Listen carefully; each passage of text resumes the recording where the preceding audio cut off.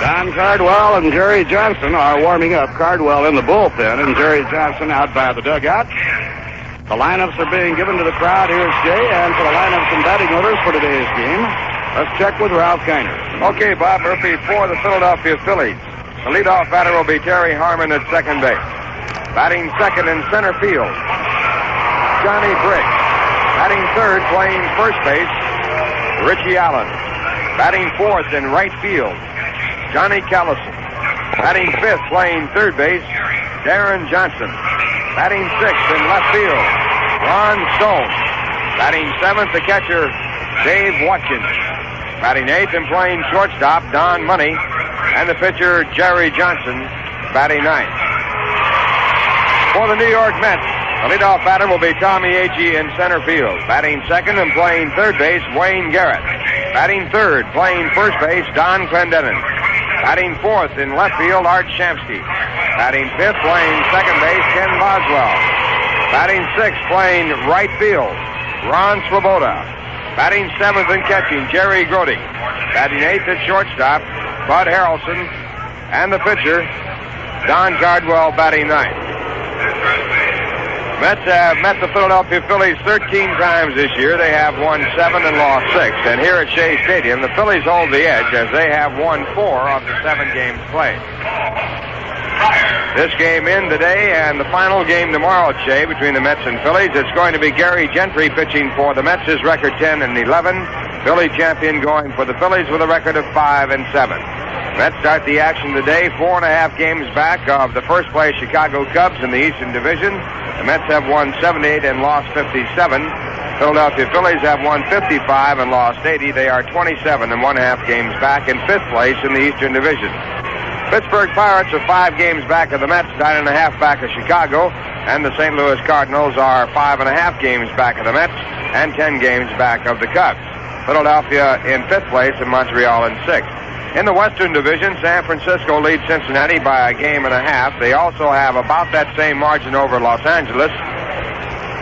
Los Angeles a 1 percentage point behind the Cincinnati Reds in 3rd place. Atlanta 2 games back. Houston 4.5 games out, and San Diego in last place in the Western Division, 34.5 games away from first. Last night's results, the Mets beat the Phillies 5-1 in the first game of the doubleheaders. Tom Seaver became the first 20-game winner ever for the Mets and the first 20-game winner in the National League. In the second game, the Philadelphia Phillies came back to win it by a score of 4-2. Pittsburgh topped Chicago 9-2. Atlanta defeated Cincinnati 11-2. Houston over San Francisco 2-0. St. Louis beat Montreal 1-0. San Diego topped Los Angeles by a score of 4-1. In the Eastern Division, Baltimore leads in the American League by 14.5 games over Detroit. Boston third, 18.5 games back. Washington, New York, and Cleveland. In the Western Division, Minnesota with a 6.5 game lead over Oakland. California in third, 24 back. Kansas City fourth, Chicago fifth, and Seattle sixth. The American League results, Cleveland beat the Yankees 2-1, and the Yankees came back to win the second game by a score of 2-0. Baltimore over Detroit 8-4. Boston beat Washington 9-8. Seattle topped Kansas City 5-4. California beat Chicago 3-1. Oakland topped Minnesota by a score of 5-4. We're still waiting here for the field to be put in order and also for the starting pitchers to complete their warm-ups. And the Mets have announced that they have brought up quite a few ball players to their roster, added them to the roster here for the remainder of the season. Mets have brought up pitcher Jesse Hudson, who arrives on Sunday night, pitcher Bob Johnson, who arrives here in New York also on Sunday, and pitcher Les Moore, who comes in tonight. Outfielder Jim Gosker is here. Infielder Bobby Heiss is here, and also first baseman Mike Jorgensen is here. And outfielder Amos Otis is due in this evening. So the Mets have added to their roster some fine young prospects. Incidentally, Mike Jorgensen batted .290 at Tidewater with 21 home runs and 69 runs batted in, 10 stolen bases. Jim Gosker had a fine year for the Mets. He was in the Greg Goosen trade, and he batted .341 for Tidewater with 10 home runs, 31 runs batted in, and 8 stolen bases. Amos Otis, after spending the early part of the season with the Mets, went down to Tidewater, batted .325 with 10 home runs and 43 runs batted in and 19 stolen bases. Bobby Heiss, who was with the Mets in spring training, hit .275 with 2 home runs and 36 runs batted in and 20 stolen bases. Bob Johnson at Memphis had a record of 13-4. He had a 1.48 earned run average in 19 games. Les Rohr, also at Memphis in the Texas League, had an earned run average of 3.19, and he had a record of 9-7. Jesse Hudson, in 20 games in Memphis, won 3 and lost 2. He only had 4 starts. He had a very, very good earned run average of 1.39. So the Mets have fortified themselves with Memphis out of the playoffs, and also Tidewater out. So they are ready for the final games of this 1969 season. The Mets will play a single game tomorrow, provided this ball game is in. And then they'll take on the Chicago Cubs, playing Chicago on Monday night and Tuesday night. They'll close their homestand with a twilight doubleheader against Montreal in a single game, a day game on Thursday. Mets then move on to Pittsburgh, St. Louis, and Montreal, coming back for the final home game, and it's going to be Pittsburgh Pirates in that final home stand. They'll play a twilight doubleheader on Friday night, a day game on Saturday, and a doubleheader on Sunday, and then the final 2 games of the year will be with the St. Louis Cardinals on the 23rd and 24th. Incidentally, those games are night games, and that last game, the Mets are going to present all the fans that attend the ball game a special memento of the 1969 season. So not a whole lot left here at Shea Stadium as the Mets gun down the final month in their stretch drive for the first time in a battle for the National League pennant. Schedule shows Pittsburgh Pirates and Chicago, with the starting pitchers Bob Veal going for the Pirates. He has a record of 10-11. Ferguson Jenkins is pitching for Chicago. He has a record of 19-11.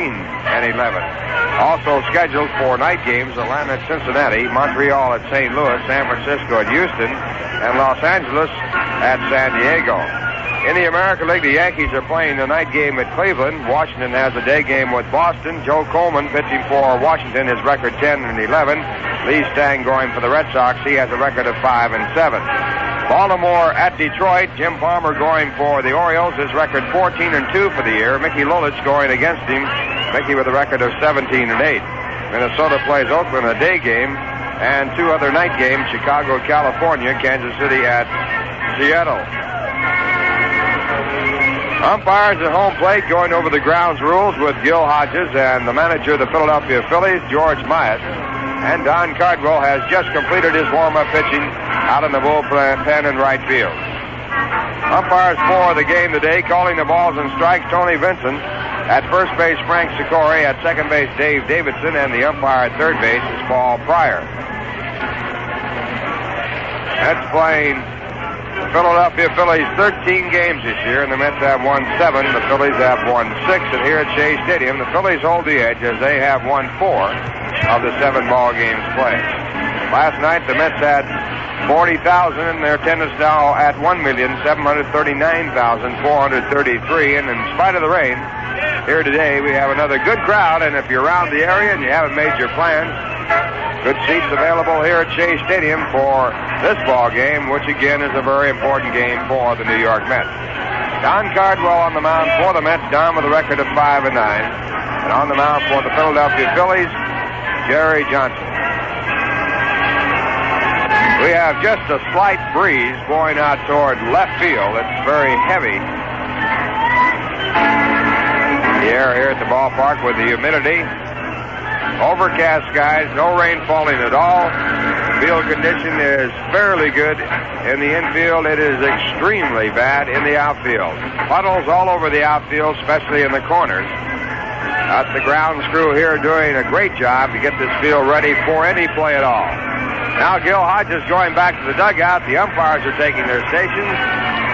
And also George Myatt going back to the dugout. And in just a moment here, we'll have the New York Mets taking the field. And as the umpires take their stations, a few umbrellas go up, and we do have a little bit of shower activity here at Shea Stadium. Very light. Weather report is that there are to be showers this afternoon. And now Tony Vincent goes over toward the Met dugout. At Boston, Washington did not score in the top of the first inning, and Boston now coming up against Joe Coleman Jr. Lee Stang pitching for the Boston Red Sox. And now the New York Mets take the field.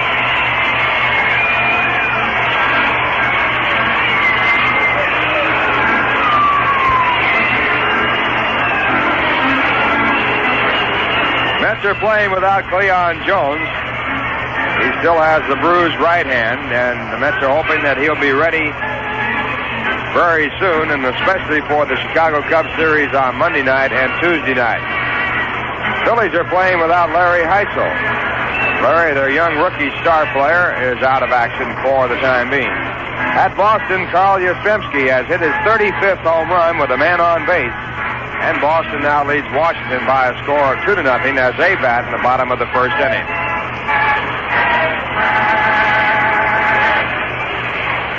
Don Cardwell testing out the turf in front of the mound. Now going back to the top of the pitcher's mound, and right here from Shea Stadium, our national anthem. Our national anthem.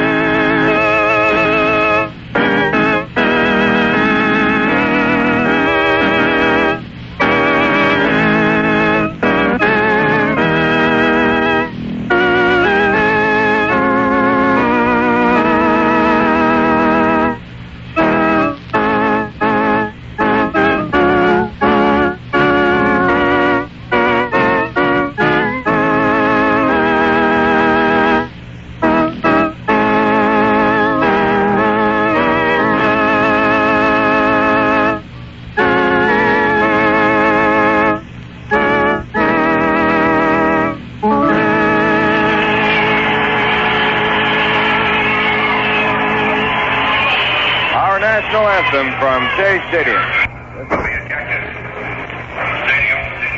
Well, before the ball game here today, it was camera day, and hundreds of boys and girls and adults too out taking pictures of their favorite Mets. And later on, prizes will be awarded to the number one and other snapshots that have been picked out as the best taken here today. The lights have been turned on at Shea Stadium, and Don Cardwell already breaking into a sweat as he takes his warm-up pitches preparatory to pitching to the Philadelphia Phillies, Terry Harmon, Johnny Briggs, and Richie Allen. As we mentioned before, the Mets are trailing Chicago 4.5 games in the National League Eastern Division race. They are 3 games behind in the loss column. They have 4 games to play this year, remaining this year with the Chicago Cubs. And they lead the Pittsburgh Pirates, the third-place team, by 5 games. The Pirates are 9.5 games back of Chicago. The Mets have 9 games to play with the Pittsburgh Pirates on their remaining schedule. Now the throw on down to second base, and here for the play-by-play, Bob Murphy. All right, Ralph, Terry Harmon, the second baseman. A graduate of Ohio University in Athens, Ohio, right-hand hitter, will lead off against Don Cardwell. This is the kind of day that calls for more determination. For the playing surface is not going to be an easy one to operate on. Terry Harmon hitting at 227.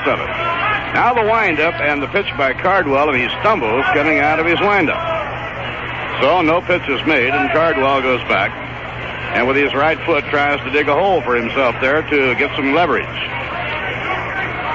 Don Clendenin playing first, Ken Boswell at second, Bud Harrelson at short, and Wayne Garrett is playing third. Art Shamsky in left, Tommy Agee in center, Ron Swoboda in right. And the pitch to Terry Harmon is a base hit through the hole in the left field. He was waiting on the very first pitch, and he lined it between Garrett and Harrelson.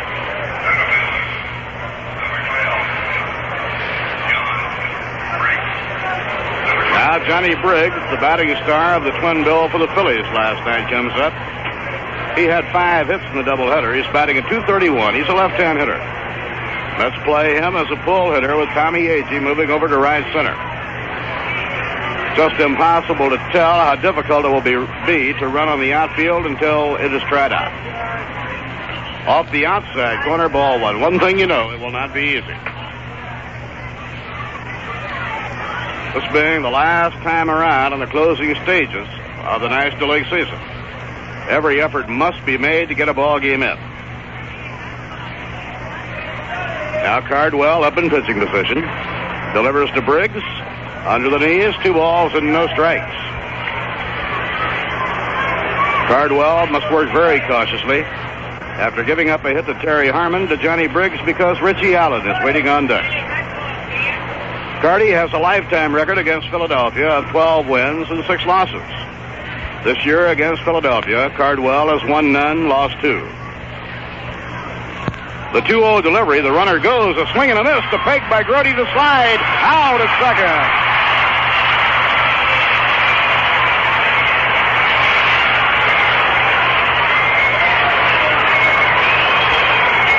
Beautiful throw by Jerry Grody, right on top of the bag into Buddy Harrelson's glove, and Harmon is thrown out as the hit-and-run play fails to gel.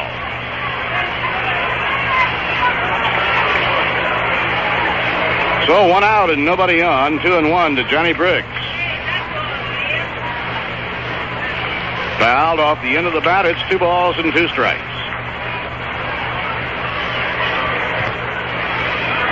That was a picture throw made by Jerry Grody. He placed it right on top of the second base cushion. Now Cardwell getting his sign from Grody. We are just underway here at rain-drenched Shea Stadium. The 2-2 delivery, way outside, ball 3, 3-2.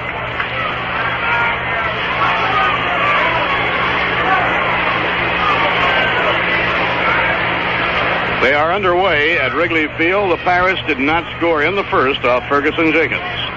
Bob Veal has been pitching very well since the All-Star break, hooking up against Fergie Jenkins.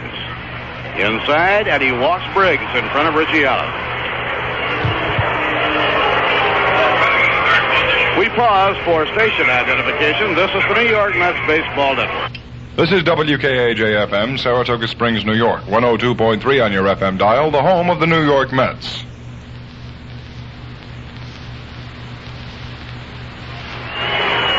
Bob Murphy with Ralph Kiner and Lindsey Nelson were just underway. Richie Allen, the batter, 1 out and 1 on. And the pitch by Cardwell, low, outside, ball 1. The dangerous Richie Allen with 29 home runs and 68 runs batted in. Let's have the infield a straightaway at double play depth against Richie Allen. Wayne Garrett giving some ground at third against the big booming bat. And the pitch. Ground ball bounced slowly, moving in quickly. Boswell to Harrelson. Now to first, double play. The side is out.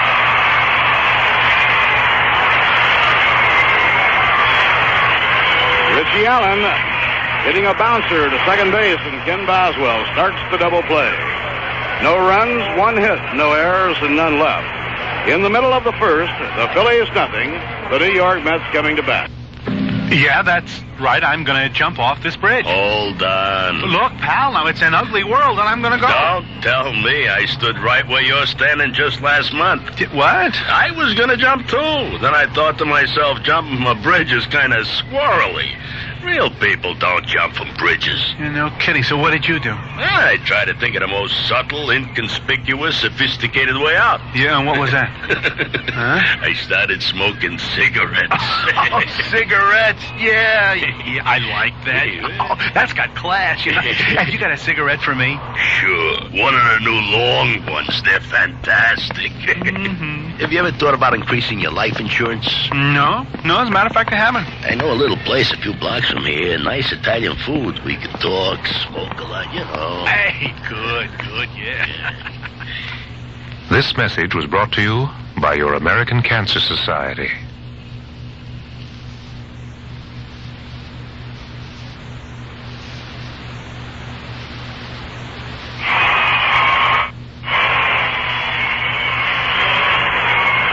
Tommy Agee will lead off for New York against right-hander Jerry Johnson.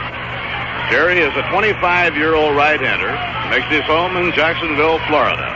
He has good size. He's 6'3", weighs 195. And the pitch on the way. Fouled high into the air. Coming back is the catcher, Watkins. No play. It's just beyond his reach. Jerry Johnson originally was signed as an infielder by the New York Mets. Later converted into a pitcher and drafted by Philadelphia about 2 years ago. This year he has won 6 and lost 11 with the Phillies. Lifetime against New York, Jerry Johnson against New York has won none and lost 2. Tommy Agee batting at .280 with 24 home runs and 67 ribbies. High, he lays off 1 ball, 1 strike. For the Phillies, Richie Allen playing first, Terry Harmon at second. Don Money is the shortstop with Darren Johnson playing third. Ron Stone in left field, Johnny Briggs in center, Johnny Callison in right. And a high infield pop fly. Richie Allen and Terry Harmon converge. Harmon calls, and he makes the catch.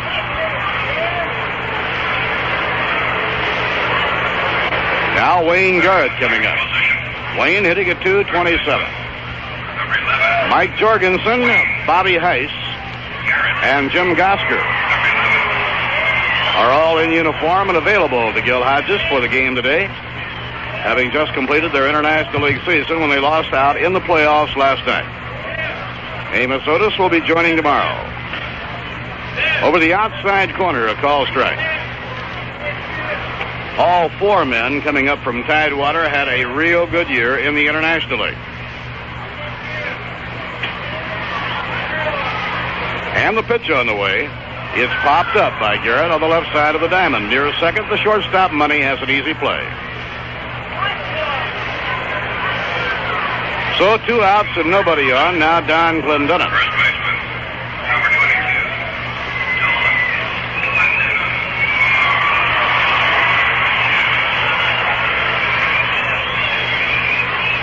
Don Clendenin had an 8-game hitting streak stopped in the second game of the doubleheader last night. Don hitting .264 with 13 home runs. Low and outside, ball 1.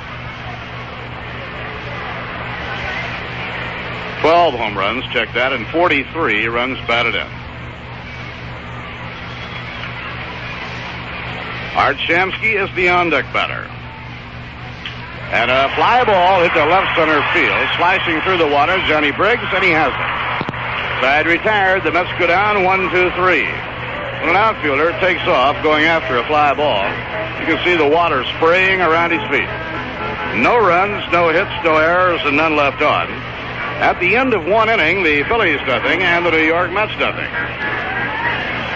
And a note of interest to all you senior citizens who look forward to a pleasant afternoon here at Shea, watching the Mets in action. The last of the 4 senior citizens days will take place Thursday afternoon of next week when the Mets are playing the Montreal Expos. That date is September 11th. The game starts at 2:05 p.m. All senior citizens 60 years of age and over will be admitted to Shea on Thursday afternoon for the 50-cent service charge. So we hope you'll join us for an afternoon of relaxation here at the ballpark. We're looking forward to seeing you, and you'll have a pleasant day, I'm sure. The date again is Thursday afternoon, September 11th. The Mets playing the Montreal Expos.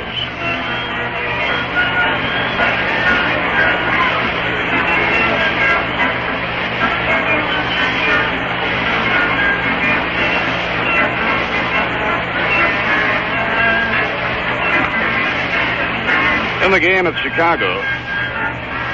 In the last of the first inning, the Cubs have 2 runs in, and they are still hitting.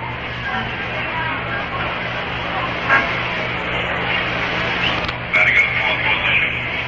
Johnny Callison will face Don Cardwell in the top half of the second. Johnny Callison. Number 6.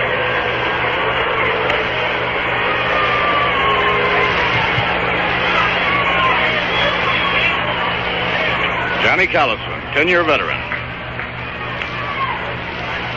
Batting at .263, a left-hand hitter. And a swing and a miss on an off-speed pitch, strike 1. Mets gained a half game on Chicago when they split last night as the Cubs were beaten yesterday afternoon.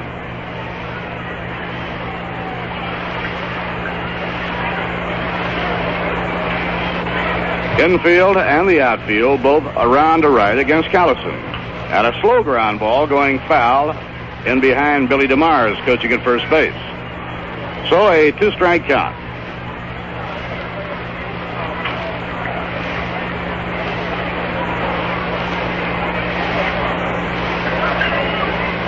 Darren Johnson, the on-deck batter, and then Ron Stone, the left fielder. Cardwell gave up a leadoff hit to Harmon in the opening inning, but he was caught stealing. Beautiful throw by Jerry Grody. Fastball off the outside corner, 1 ball and 2 strikes.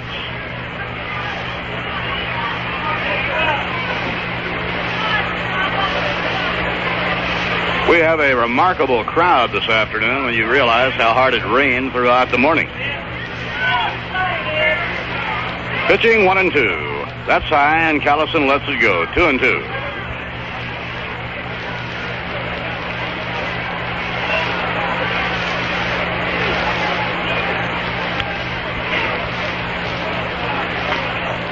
Johnny Callison, a lifetime .272 hitter. Hit foul down the left field line, no play. Chicago scored 2 off Bob Beal in the last of inning number 1. At the end of 1, the Chicago Cubs 2 and the Pittsburgh Pirates nothing. Bob Beal against Fergie Jenkins.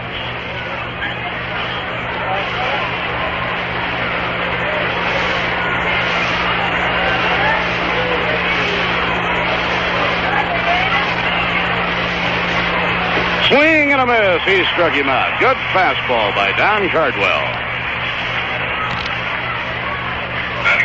1 out and nobody on. It brings up third baseman Darren Johnson. Darren Johnson. Number 11.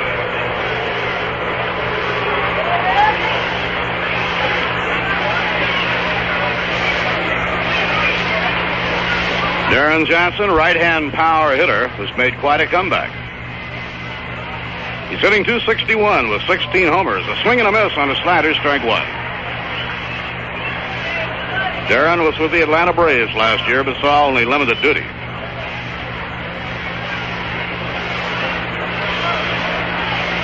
Tommy Agee, a couple of steps to left center against the big right-hand batter from San Diego, California.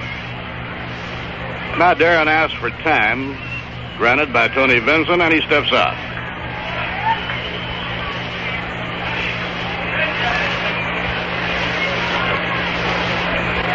Cardwell out of his windup. Here's the pitch. A let-up hit on the ground down to third. Charging is Wayne Garrett. Nice pickup. The throw out at first base. Oh, what a split by Don Clendenin to go out and get the throw. Wayne Garrett had a tough one to work with. He had to charge in and come up with that short hop with a glove hand swipe. He then threw across the diamond. It was going to be very close. But Clendenin, who's 6'4", used that split to go out and get the throw.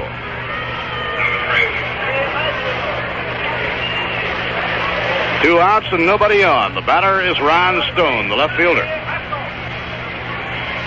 Stone hitting .247. Ground ball going foul down the first base line.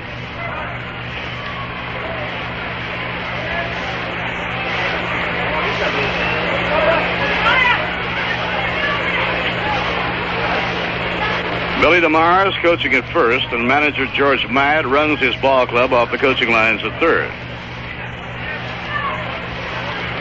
Hit in the air to short left field. Shamsky coming in. Makes the grab. The side is out. You can't be sure of anything into that outfield today. No runs, no hits, no errors, and none left on. At the end of an inning and a half, the New York Mets nothing, the Philadelphia Phillies nothing. Very interesting, but the pay is lousy. This is Artie Johnson for Vista. I meant what I said. The pay is lousy. Vista volunteers only get $50 a month for the year they sign up, but they get an awful lot in satisfaction. The satisfaction of knowing that they've made life a little bit better for somebody who's had it pretty bad most of the time. Vista volunteers in service to America, spend a year where the real poverty is, in the big city slums, in migrant worker camps. They teach. They help get cooperation from red tape-ridden agencies. They do whatever they can to make life a little bit better. It's one of the few programs in the land of plenty that's designed to help the plenty who have nothing. It's not a job. It's a dedication. If you think you might have the guts to try, write Vista, V-I-S-T-A, Box A, Washington, D.C. Now that's what I call very interesting.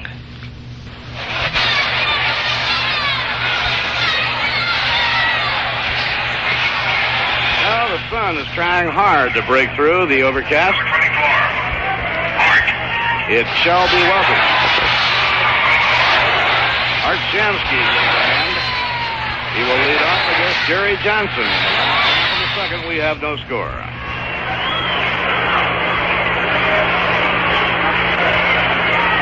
The windup by Johnson. Here's the pitch. Fastball outside. He's a hard thrower. He was originally signed by the New York Mets as a third baseman.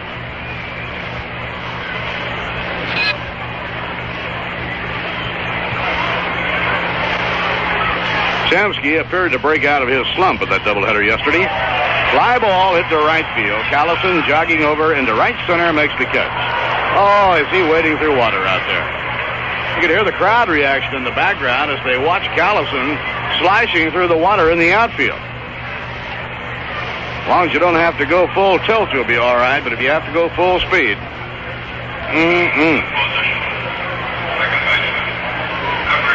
Ken Boswell has had 14 hits in his last 29 times at bat. Kenny has raised his batting average up to 260.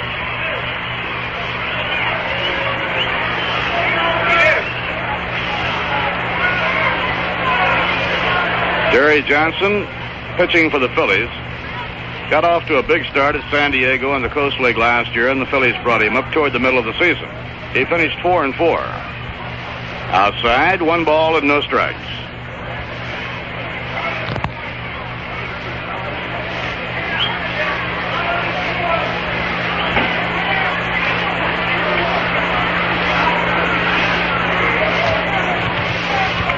Ron Swoboda will be hitting next against Jerry Johnson. Now the pitch to Boswell. Grounder hit hard to first. Richie Allen snags it. Waves the pitcher off, takes it himself, 2 men down. And Jerry Johnson has retired 5 in a row at the start of the game. Ron Swoboda is hitting .242 with 6 home runs and 41 runs batted in.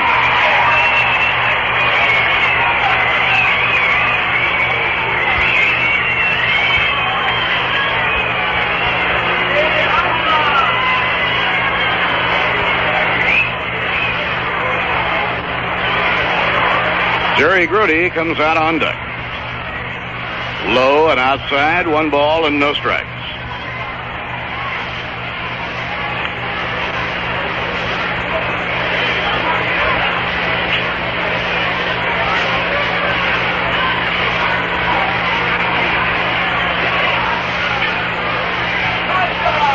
Dave Watkins crouched behind the plate. The 1-0 delivery misses inside. It's 2 balls and no strikes. Tony Vinson umpiring behind home plate with Frank Sikori at first, Dave Davidson at second, and Paul Pryor at third. Curve that's over, a call strike. In Detroit, Willie Horton has hit a 3-run homer. He's having quite a finish. He now has 26 for the year, and Detroit leads Baltimore 4-1 at the end of the first inning. Fouled, out of play. The Red Sox on home runs by Carl Yastrzemski and Sid O'Brien got 4 in the first inning against Washington. Boston 4, Washington nothing at the end of an inning and a half. The Yankees have a night game in Cleveland. The 2-2 delivery, ground ball bounced to second, a big hop. Taken easily by Terry Harmon, and he throws on to Richie Allen. The Mets go down 1-2-3. No runs, no hits, no errors, and none left on. At the end of 2 innings, the Philadelphia Phillies nothing and the New York Mets nothing. Many people, when they reach 65, would like to slow down a little, but not necessarily to retire completely. Well, you do not have to retire completely to get Social Security benefits. You can earn as much as $1,680 in a year and still get a Social Security check every month. You can earn a good deal more than $1,680 in a year and still get part of the benefits, depending on how much more you earn. And here's an important point. No matter how much money you earn during the year, you can get a benefit check for any month in which you earn no more than $140. You've just heard a lot of figures. $1,680 in a year, $140 in a month, age 65. Don't be confused. If you have any questions at all about retirement, earnings, and Social Security benefits, get in touch with your Social Security office. The people there will be glad to answer your questions and help you apply for benefits.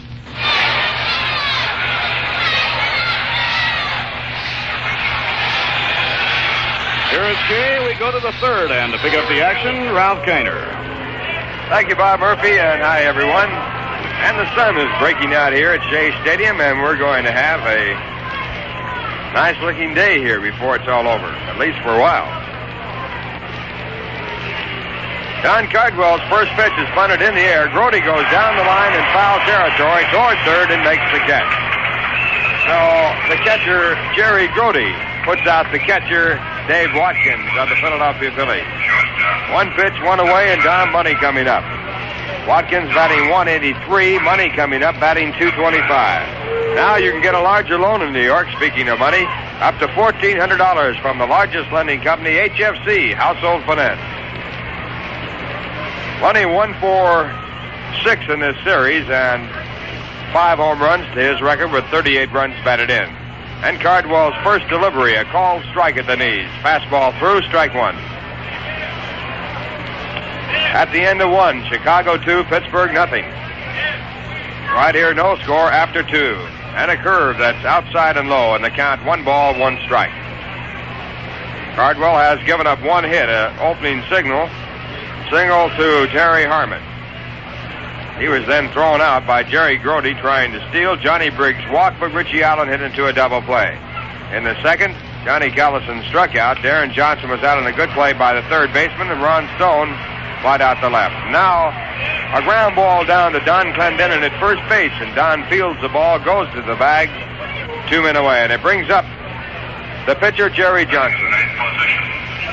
Pitcher, number 33, Jerry Johnson. Johnson has been up 36 times with 6 base hits this year. He has driven in 2 runs. Right-hand batter. Cardwell with a record of 5-9 this year. He has lost 2 of those 9 games to the Phillies with no wins. Lifetime against Philadelphia, his former parent club, he was 12-6. And the first pitch, curveball outside a ball. Cardwell was traded from the Phillies to the Chicago Cubs, and his very first time out for Chicago, he became the first player and only player to pitch a no-hit, no-run game after a trade. Ground ball through the middle, a base hit. So Johnson has his first hit of this ball game. That is the second off Cardwell, and with 2 men away, Terry Harmon comes up, and he had the first hit off Cardwell back in the first. Harmon hitting .232. He is 2 for 6 in this series.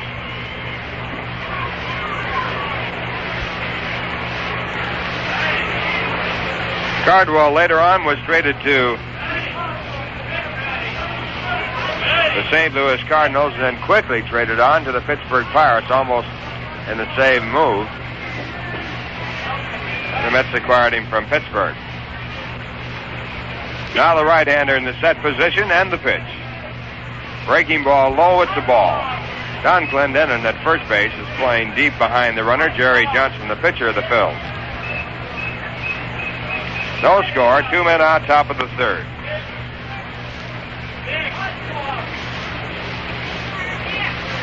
And the 1-0 pitch. Just outside, a slider missing, ball 2. Harmon hit the first pitch of the ball game for his base hit. He's a right-hand batter, chokes up in the bat. He's had no home runs, and he has driven in 14 runs in 69 games. .232 average. And the 2-0 pitch. Hit on the ground toward Boswell at second. He fields the ball, takes the shortcut, throws to Harrelson covering at second base for the force play that retires the side. No runs, 1 hit, no errors, and 1 man left on. And in the middle of the third, it's the Phillies nothing, the New York Mets nothing. The finest in Italian cuisine and a wide array of steaks, chops, and seafood await your dining pleasure at Mangino's Restaurant, located in the south end of Saratoga Lake.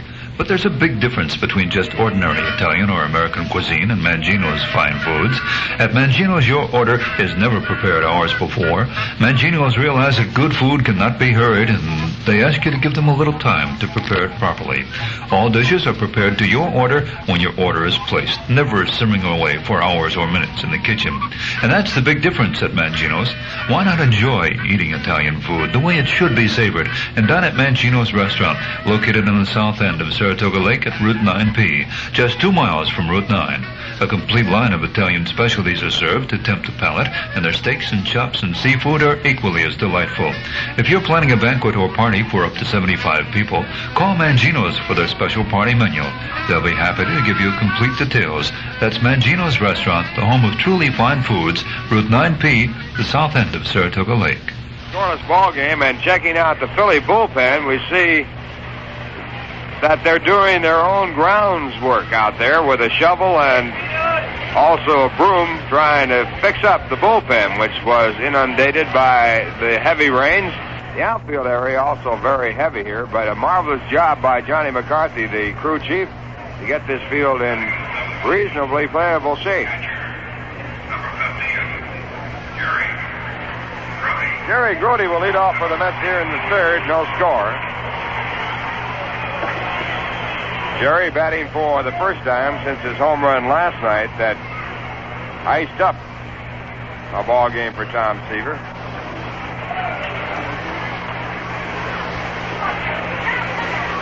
And Jerry tries a bunt, but it's fouled on the third base side. Strike 1. Grody 1 for 4 in this series, and his home run last night, his 5th of the season. He now has 37 runs batted in and an average of 244. Mets won the first game 5-1 last night and lost the second 4-2. Tom Seaver becoming the first Met ever to win 20 ball games in one season and the first in the National League to win 20. Jerry Johnson with a 1-strike pitch, and it's grounded foul over toward the Philly dugout on the third base side. So Grody down with a 2-strike count.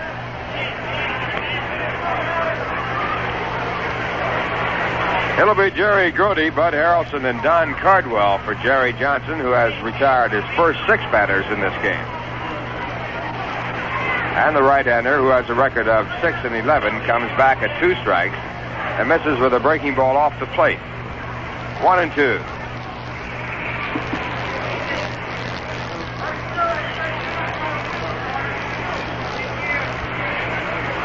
Richie Allen at first base.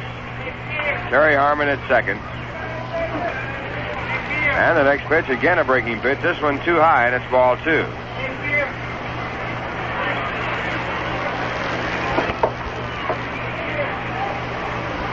Tom Money, the shortstop, and the third baseman, Darren Johnson. In left field, Ron Stone, Johnny Briggs in center, and Johnny Collison in right. There's a drive deep to left. It's long gone.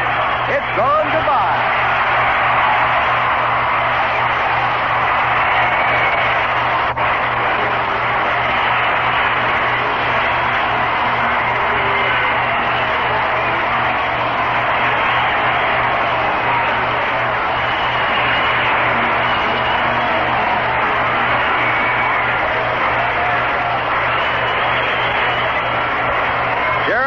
Grody with his 6th home run of the year.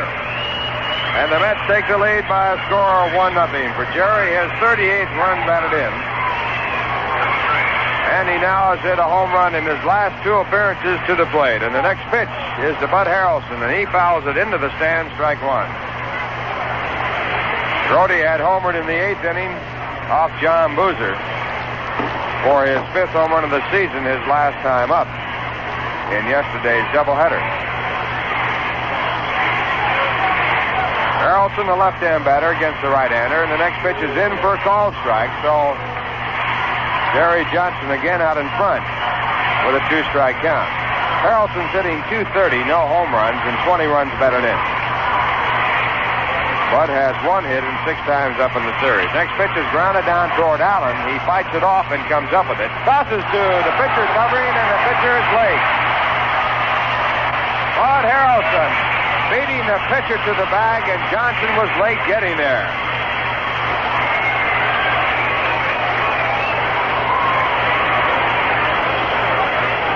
So we'll see how they'll score it. Harrelson beating the play, and now Don Cardwell coming up.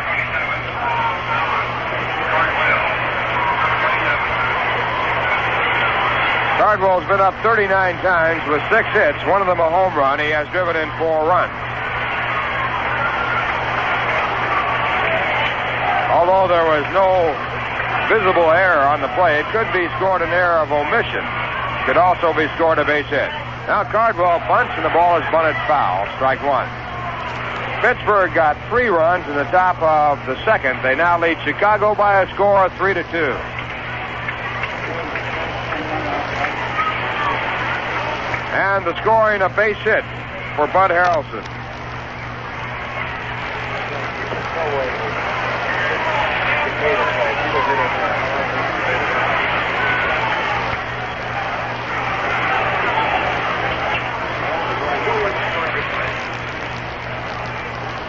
So now Harrelson at first base. He gets a base hit on the record books. And the count at 1 strike on Don Cardwell. Jerry Johnson sets up. Here's the pitch.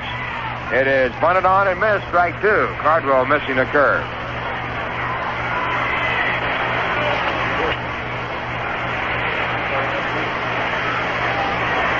Jerry Grody's home run that put the Mets in front 1-0 was his 6th of the season. His all-time high for home runs in any one season has been 4. That was with the Mets in '67.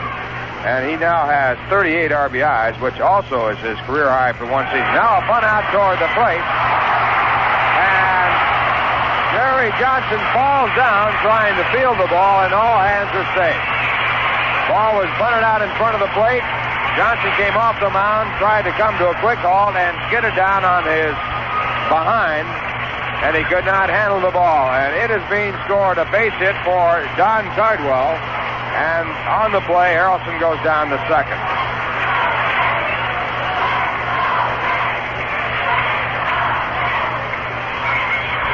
So 3 hits in a row. And time is called as Jerry Johnson goes over to get his cleats cleaned out. And while this action is taking place, we'll pause for station identification. This is the New York Mets Baseball Network. You're listening to New York Mets Baseball from WKAJ-FM 102.3 on your FM dial in Saratoga Springs, New York. Bob Murphy and Lindsey Nelson from Shea Stadium. The Mets leading 1-0. They have runners at first and second base. No one out. Bottom half of the 3rd, and their batter, Tommy Agee. Agee popped to second base his first time up. His average at .279 with 24 home runs. That leads the club. 67 runs batted in. Now Jerry Johnson working from the set position. And his first pitch to Agee is bunted out in front of the plate. Johnson off the mound, stands up this time, fields the ball, throws to first base for the out. And on the sacrifice, Harrelson goes to third, Don Cardwell down to second, and that brings up Wayne Garrett.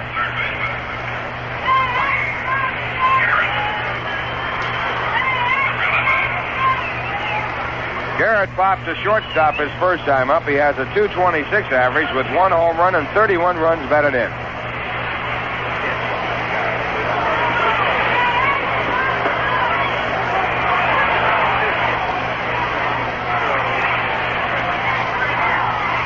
Now the first pitch to Garrett, a left-hand batter, and it's outside of ball for ball one. Infield is in for the Philadelphia Phillies. Pittsburgh got 3 runs. In the top of the second, they lead Chicago 3-2. The big hit in that inning was by Gene Alley to drive in 2 big runs. 1-0 pitch, hit foul into the stands, and the count evens out at 1-1. Alley's base hit was a 2-out base hit that drove in 2 runs and put Pittsburgh in front, 3-2. Cubs had gotten 2 runs in the bottom of the first. 1 ball, 1 strike count. Now the windup by Johnson and the pitch. It is hit out to left center field, and it will be caught, but the Mets just score a run. Catch is made by the left fielder, Ron Stone, and scoring from third after the catch on the sacrifice fly is Bud Harrelson. So the Mets now lead by a score of 2-0. The run batted in for Garrett, his 32nd of the year, and it brings up Don Glendening. Holding at second base, Don Cardwell.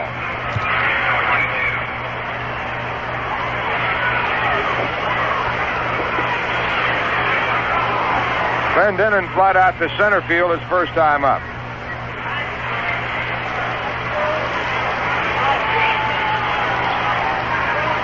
And the first pitch to the right-hand batter is a breaking pitch that is swung on and fouled down in the dirt. It's strike 1.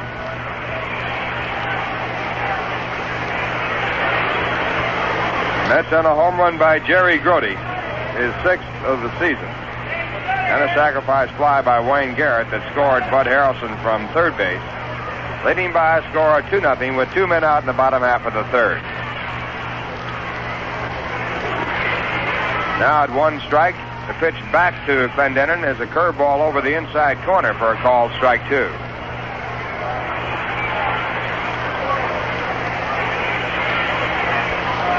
When Pittsburgh beat Chicago yesterday 9-2, it was the first time they have won at Wrigley Field this year. Mets have 9 games left with the Pittsburgh Pirates. 5 in Pittsburgh, make it 4 in Pittsburgh, 5 here. Here's the 2-strike pitch, swung on and missed, strike 3, and that ends the inning. Strikeout, the first in the ball game for Jerry Johnson. But the Mets scored 2 runs on 3 hits, no errors, 1 man left at second. And the score at the end of 3, the Mets 2, the Philadelphia Phillies, nothing. Follow the eagle, follow the eagle. You live in freedom and security, and saving bonds help to keep our country free. So follow the eagle, the red, white, and blue eagle. Take stock in America, buy bonds and freedom shares.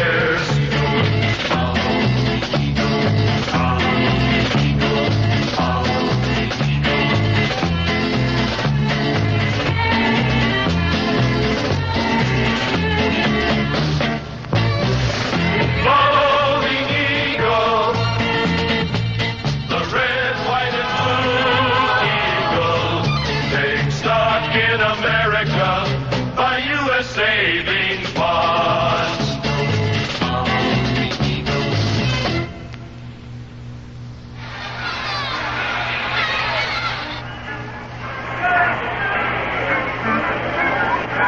We're going to the top of the 4th. The Mets leading by a score of 2-0, and the Phillies coming up, and their first batter will be Johnny Briggs, the center fielder. Johnny walked his first time up. He has had 5 hits and 8 times up in this series. And his average for the season is .231. 9 home runs, 34 runs batted in. He'll be followed by Richie Allen and Johnny Callison.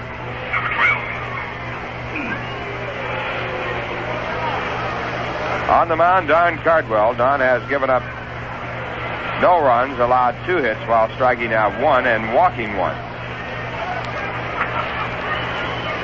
And the veteran right-hander with the windup and pitch. Curveball in the dirt, it's ball 1. Mets have Don Glendening at first base, Ken Boswell at second, Bud Harrelson at short, and Wayne Garrett at third. All shaded toward the first base side. 1-0 pitch, fastball high and away. In the outfield, Art Shamsky in left field, Tommy Agee in center field, Ron Swoboda in right, all shaded toward right field. 2-ball, no strike count. Cardwell tries again. And he picks up a strike over the inside corner with a fastball. It's 2-1.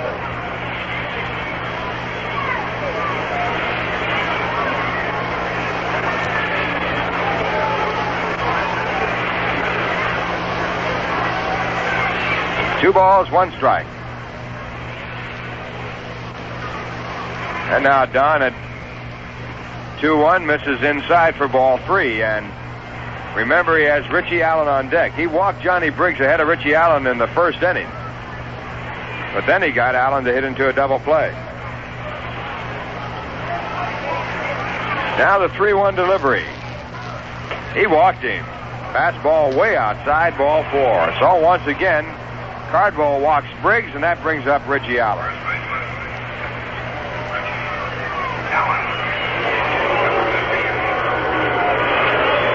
Allen batting an even .300, has 29 home runs and 68 runs batted in. Right-hand batter with tremendous power. Very easily could be the strongest hitter in baseball today.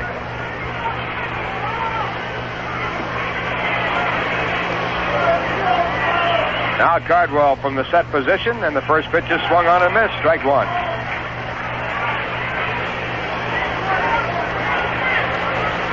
Briggs has really been hot against the Mets. He has had 5 hits and 8 times up. He has 2 walks in this ball game to get on base.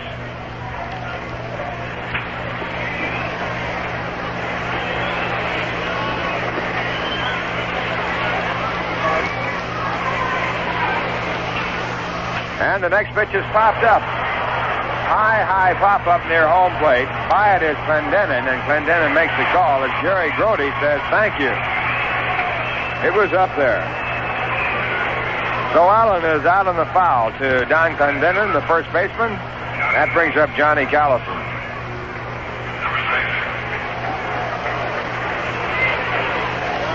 Johnny struck out his first time up, swinging at a fastball. Batting .263 for the year with 14 home runs and 48 runs batted in. Callison wearing glasses, a left-hand batter. Johnny Briggs at first base, and he draws some attention as Cardwell tosses over, not close. Chicago got a run in the bottom of the second. That ball game now tied at 3-3. Ferguson Jenkins going for number 20. Bob Veal pitching for the Pirates. And a fastball, a good play by Grody to keep it from being a wild pitch, and it's ball 1. Pitch was way outside.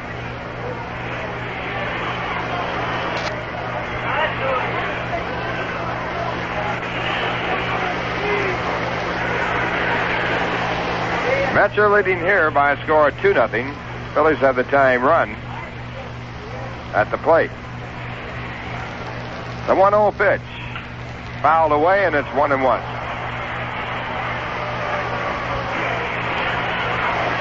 Cubs tied up that ball game in the second inning on a base hit by Ferguson Jenkins.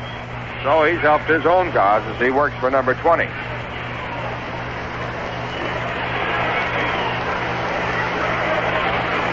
One ball, one strike. Briggs was thrown out trying to steal his first time on base. Now again he gets some attention from Cardwell, but a calling card throw.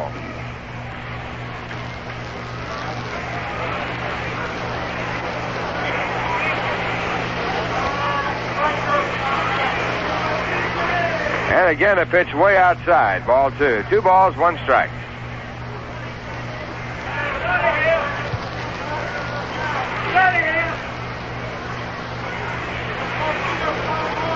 Cardwell wiping the perspiration off. It's a very humid day at Shea. Lights are on at the ballpark. We've had intermittent sunshine, and we've also had intermittent rain, so not too sure what will happen. Now the pitch. Again outside, ball 3, and the pitch is way outside. 3 balls, 1 strike. On deck batter, Darren Johnson.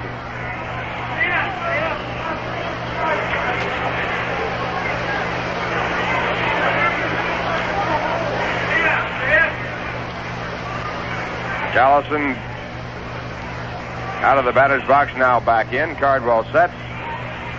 And the pitch. Hit high in the air to shallow left field. Harrelson goes out, makes the call with his hand up.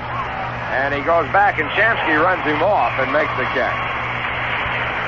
So Art Shamsky, tracking through the very wet outfield, picks up the put out, and Briggs goes back to first.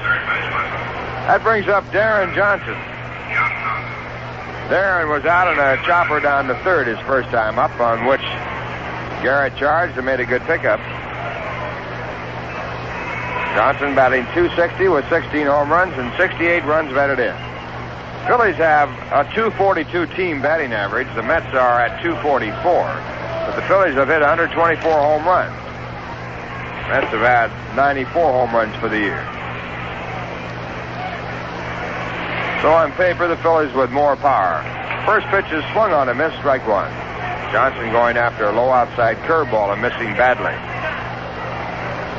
Darren has had one hit in 7 times up in the series, and that one hit drove in a run off Tom Seaver. It was a triple to right center. Now the pitch back, fastball just off, and it's 1-1.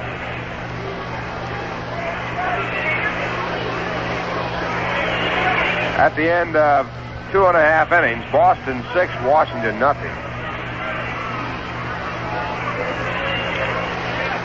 Horton, Blair, and Powell have had home runs in the game. In the Baltimore-Detroit game. Now a swing and a miss at strike 2. In the Boston game, Yastrzemski got his 35th with a man on in the first. Sid O'Brien got his 8th in the second with a man on. In the Detroit-Baltimore game, Horton got his 26th, Blair his 26th, and Powell his 37th. Detroit leads by a score of 4-3 as Baltimore has had 2 home runs in the top of the third, and they are still batting.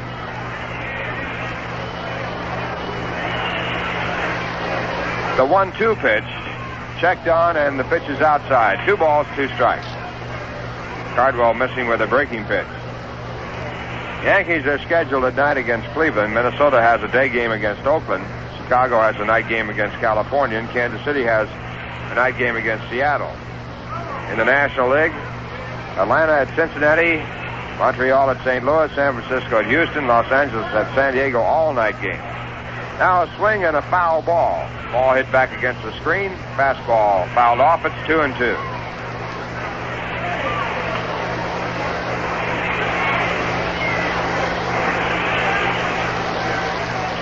Mets set a record in the first game of their doubleheader last night by playing their fastest game of the year behind Tom Seaver and Grant Jackson going for the Phillies. They played in 1 hour and 52 minutes. That's not the case when Don Cardwell pitches. Don is a very meticulous, slow worker.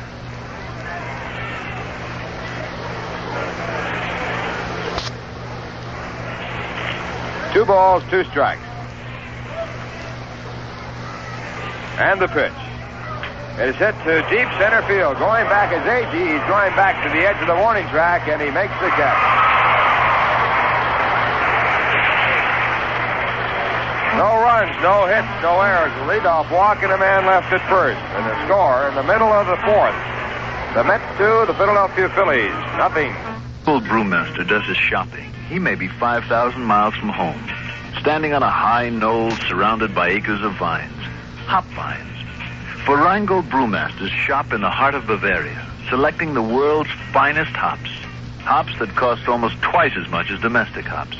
Those costly Bavarian hops, plus the choicest domestic hops, brewed into a beer that's aged to perfection, are just a few of the reasons Rheingold holds its head up high. The proud Rheingold 10-minute head, the symbol of Rheingold quality, the sign of a truly great beer. My beer is Rheingold, the dry beer. That's for Rheingold whenever you buy beer. Rheingold's head stays so high. Rheingold's brewed extra dry. Won't you try extra dry Rheingold beer? Rheingold 10-minute head. Haven't you timed it yet? Rheingold Breweries, New York and Orange, New Jersey. It's the bottom of the fourth. The Mets leading by a score of 2-0 as they come up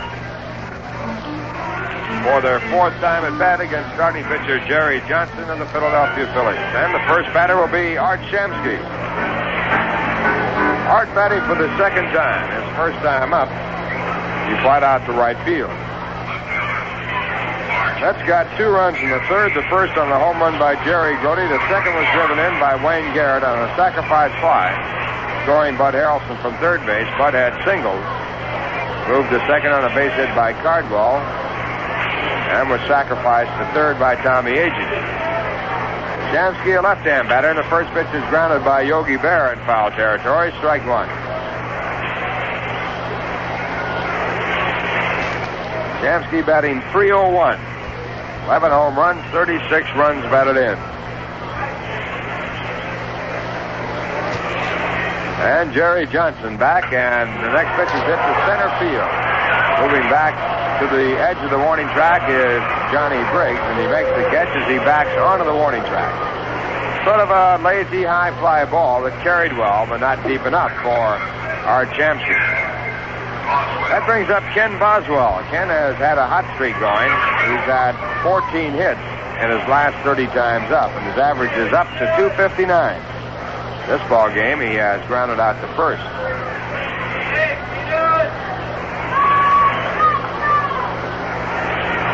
Boswell, a left-hand batter. And the first pitch by Johnson, swung on a miss, a curveball. Boswell over the top of it, strike one.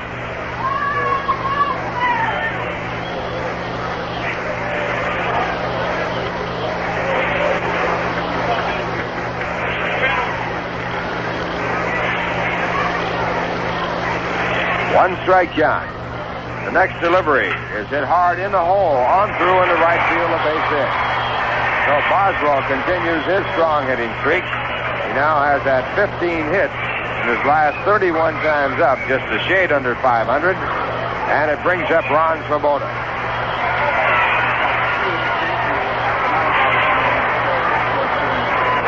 The Pittsburgh Pirates have scored 2 runs. They're still batting in the top of the third. They have knocked Ferguson Jenkins out of the box. Nottebart has relieved him, and Pittsburgh still batting, leading Chicago by a score of 5-3 in the top of the third.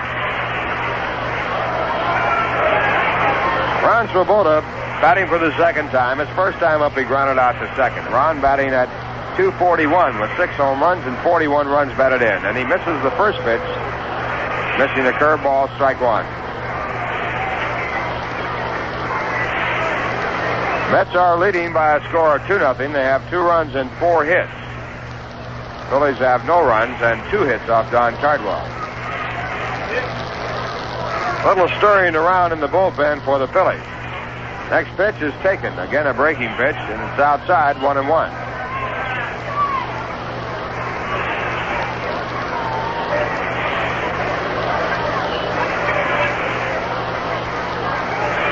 Looks like the stirring was just nervous anticipation, as no one has gone out to warm up for the Phillies. 1 ball, 1 strike count. And the next pitch with the runner going is grounded off the foot of Ron Swoboda, foul. The count goes to 1-2 on the hit and run play. Boswell is a very deceptive base runner, according to the stat sheet. Ken has had 7 stolen bases and has been thrown out only twice to have the best stealing percentage on the ball club. The club leader, Cleon Jones, is 16-7. Rod Gasper has had 7 stolen bases, and he has been thrown out 3 times. Agee has 8 and has been thrown out 8 times. Throw to first base, chases Boswell back. The tag, sort of a social tag by Richie Allen.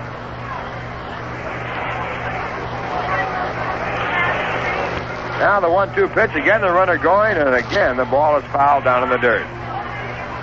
So Boswell getting a workout on a humid afternoon. Has to go back to first. The count remains 1 ball and 2 strikes. The track here is heavy for stealing bases. Of course, the hit and run play is not meant for a part of a stolen base. You actually make sure you don't get picked off and then go. And you have to depend on the batter to protect you. Now Boswell off. And the pitch. It is outside and low, ball 2. And the applause you hear in the background is for the score of the Pittsburgh-Chicago game. The Pirates out in the top of the third, and they scored 3 runs and lead by a score of 6-3 over the Cubs. Knocking Ferguson Jenkins out of the box, he was going for his 20th win.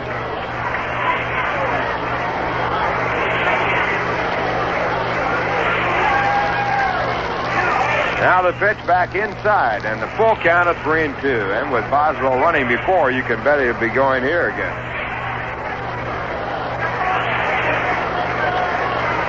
I said you can bet, I didn't say you can win. Nothing's ever taken for granted in this game of baseball. It's a game of hunches, and managers play many, many ways. They have to. The runner is going, and the pitch is inside and fouled off the batter, Ron Swoboda, as he tries to get out of the way. So Boswell, for the third time, returning to first base after a foul ball when he's been running with the pitch.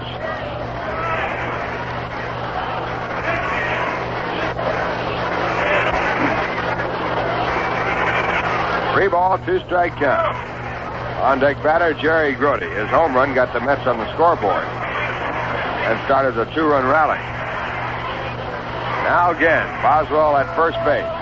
He is running, and the pitch is swung on and missed. The throw to second base is high and in time as the tag is made from the second baseman, and it's a strikeout double play as Ron Swoboda did not protect the runner. No runs, 1 hit, no errors, and no one left on base, and the score at the end of 4, the Mets 2, the Philadelphia Phillies, nothing. Hi, this is Greg Morris of Mission Impossible with an important question for young men. Do you know where you're going? Have you considered the Coast Guard? The United States Coast Guard builds well-rounded men, experts in a variety of fields, men with eyes on the future. At the United States Coast Guard Academy, you'll receive the finest education and military training, a Bachelor of Science degree, and a commission in the United States Coast Guard. If you have the ability to take command, the Coast Guard is interested in you. At the Academy, you can concentrate on engineering, management, or oceanography. Your training and education will encompass every facet of the Coast Guard's humanitarian mission. If you have what it takes, take a career in the Coast Guard. For brochure and application form, write to the Director of Admissions, Coast Guard Academy, New London, Connecticut. That's the Director of Admissions, Coast Guard Academy, New London, Connecticut.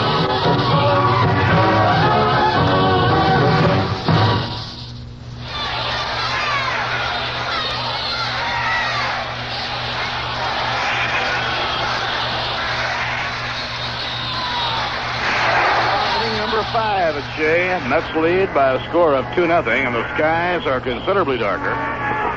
It certainly would appear we have another threat of rain. This is not yet an official ball game. Ron Stone will be leading off in the top half of the 5th inning. The Philadelphia left fielder skied to left his initial time at bat. Stone hitting .246. Pittsburgh now leading Chicago 8-3. They're still batting. And the pitch is on the outside corner, strike 1 call. The Pirates are still batting in the top half of the 3rd. And you hear the reactions of the crowd. The runs have just gone on the board. Pittsburgh 8, Chicago 3 in the 3rd. They are still hitting. Outside, ball 2. It's 2-0.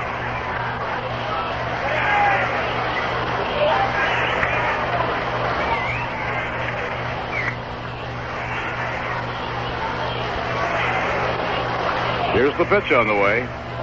Low and inside. And now Cardwell will have to get his concentration going. Rich Nye has now replaced Don Notabart for the Chicago Cubs. Jenkins was the starter. Ferguson Jenkins getting knocked out this early. Leo might very well bring him back on Monday night. Now Cardwell out of his windup, the 3-0 pitch. And it's outside, and we missed on the count. It's now 3-1. scoreboard count was wrong. He should have read 2-1 instead of 3-0.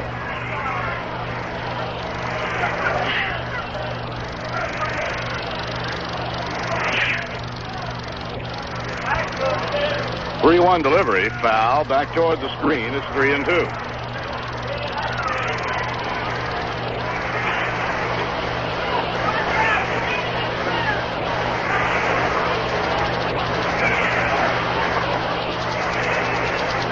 Now Cardwell looking in.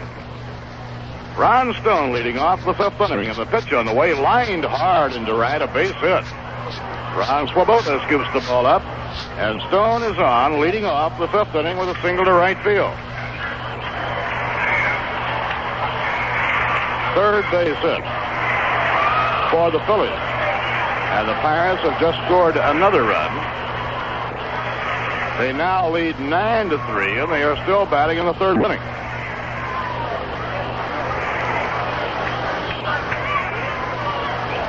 Due to the excitement of the pennant race, the runs are being posted as they are scored instead of waiting until the half inning has been completed. Dave Watkins, the catcher, right-hand batter facing Cardwell. Here's the pitch on the way. In for a call strike is Brody. Bluffs a throw to first base.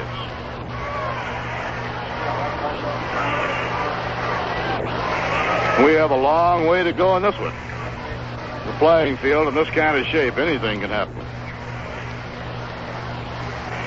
Ground ball hammered towards shortstop. Harrelson to Boswell, 1. That's all they can get. The ball dropped by Boswell, but he had completed the play at second base. He was in the act of throwing when the ball got loose.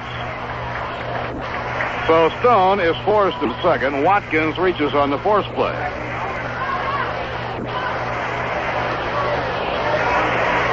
One out and one on. The batter is Don Money. Money hitting at .225 with 5 home runs and 38 runs batted in.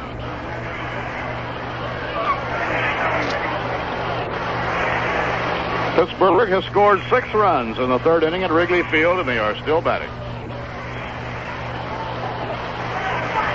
Now Don Clendenin holding against Don Watkins. Cardwell pitching from the stretch. Ground ball to shortstop, snagged by Cardwell. He cut it off.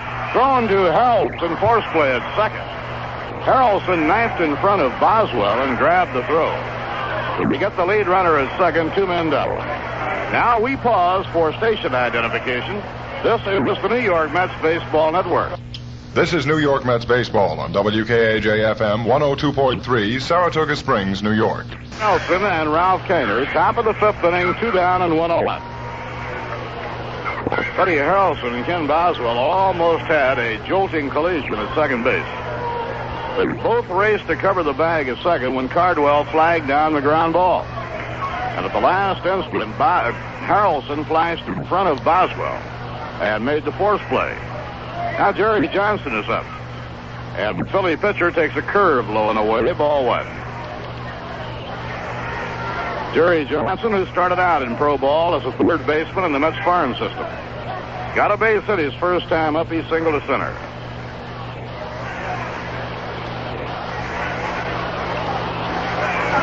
Pitch by Carty is off the outside corner. 2 balls and no strikes.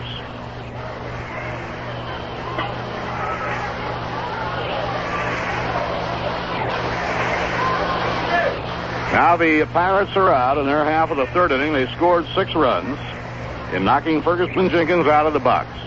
Notabart came in, and then Rich Nye came in. So at the end of 2 1/2 innings, the Pirates 9 and the Cubs 3. Well, the Pirates are a hot ball club. They've won 14 of their last 18. And the Mets will have 9 games left to play with Pittsburgh. Ball 3, and Cardwell behind the opposing pitcher, 3-0. Cincinnati and Pittsburgh have the 2 heaviest hitting ball clubs in the National League. Pittsburgh has had as many as 4 men in the top 10 in batting. Roberto Clemente, Matty Alou, Willie Stargell, and Manny Sanguillen, all well over 300. Down the middle, a strike, 3-1.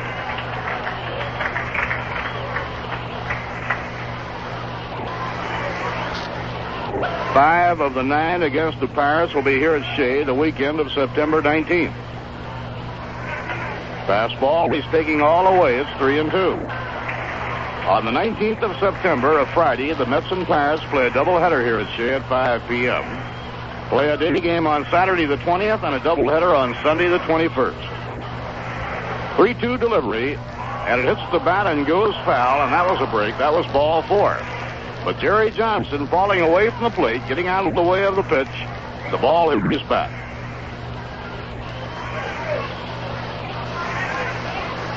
New York 2, Philadelphia nothing in the 5th inning.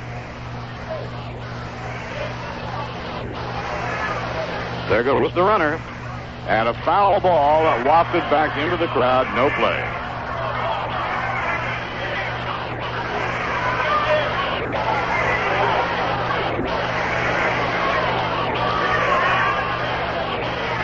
For the Phillies, the base runner is Don Money. He reached on a force play. 2 men away, and it's 3-2 on Jerry Johnson, the Philadelphia pitcher. Money is running. The pitch, line drive into center, a base hit. Around second on his way to third is Don Money as A.G. plays the ball back to the infield. And Money goes to third. Johnson now has 2 for 2.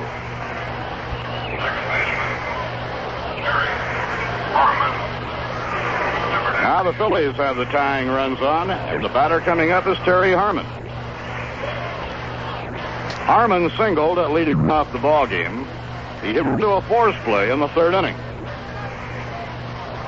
Rangy infielder has 1 for 2, batting at .231.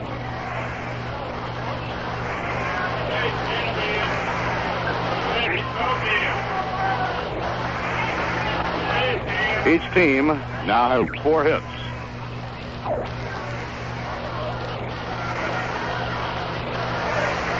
Now Cardwell in the set position. Delivers to Harmon. A breaking ball at the knees. Call strike 1. George Myatt directing the Phillies. Now Cardwell with his sign. Here's the windup. The pitch to Briggs. Fouled off the end of the bat. Strike 1. The Cubs went out in order in their half of the 3rd. At the end of 3, the Pirates 9 and the Cubs 3. Bob Field struck out the side.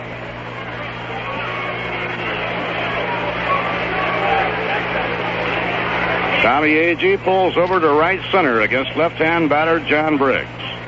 The bases are loaded and the pitch on the way. Inside and low, 1 ball and 1 strike.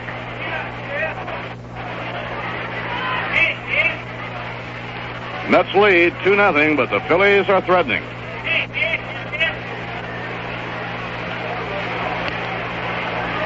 Now the 1-1 delivery. Hit hard, but foul deep down the right field line.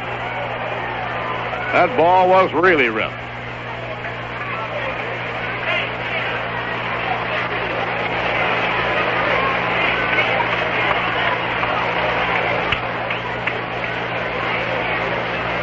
Waiting in the on-deck circle for Philadelphia, number 15, Richie Allen. So Cardwell facing a crisis here in the 5th inning. The bases loaded, 2 men away, and the count of 1-2 on Johnny Briggs.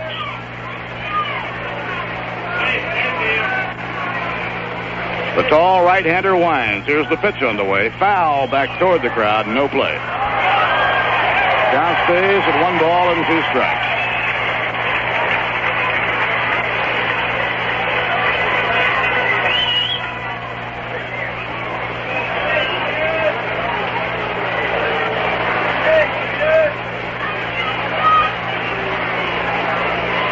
Briggs, feet close together, cocks the bat. In comes the pitch.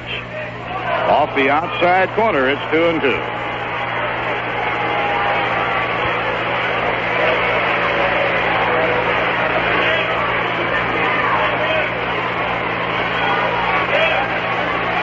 Don Money, the lead runner, on third. Jerry Johnson is on second, and Terry Harmon on first.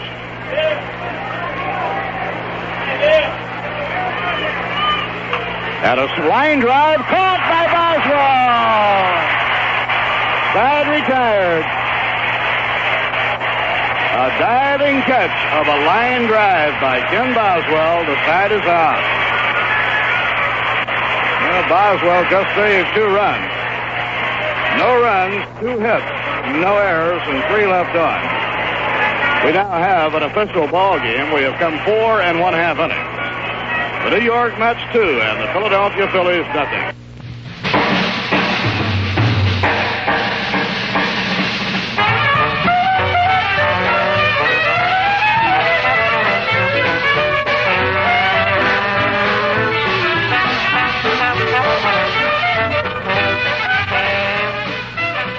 Coming to the end of your college days, why not make it a happening? The start of something big. In all the world, only a few thousand men have mastered the skies from the deck of a ship at sea. You could be one of them as a naval aviator. If you're going to be something, why not be something special? It's where it's all happening now.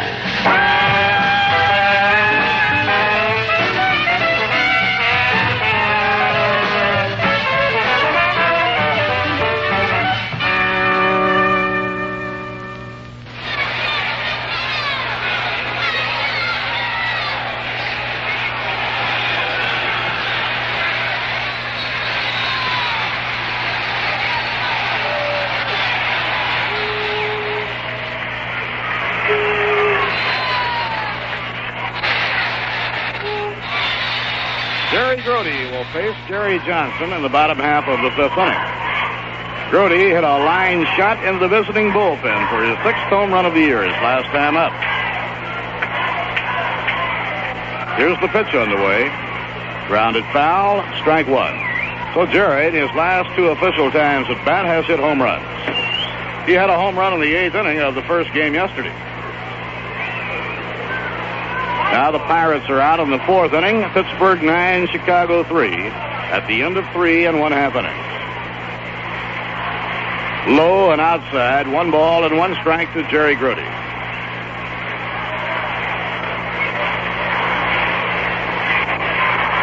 With the constant threat of rain, it's comforting to know this is now an official ball game. Comforting as long as the Mets are ahead. And a changeup high, 2 balls and 1 strike.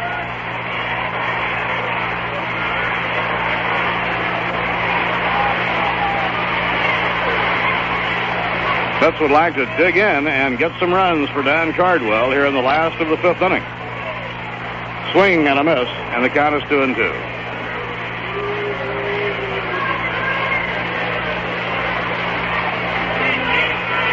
Bud Harrelson on deck, and then Don Cardwell.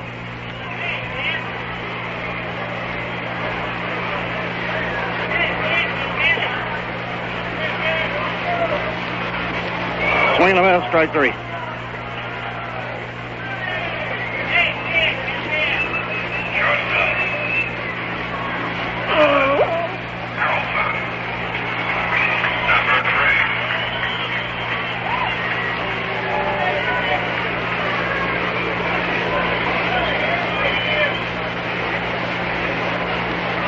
Now Buddy Harrelson facing Jerry Johnson, the 25-year-old right-hander. He runs up as if to bunt and takes it outside, ball 1.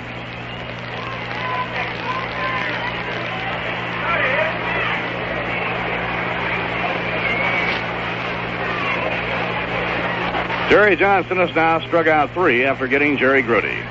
And a changeup that's over for a call strike, 1 ball and 1 strike. Johnson appears to have good stuff. And this looks like it's going to be a very rough, tough ball game. The 1-1 delivery. Inside as Harrelson turned his body away from the plate, and the count is 2 balls and 1 strike. Don Cardwell is the on-deck batter.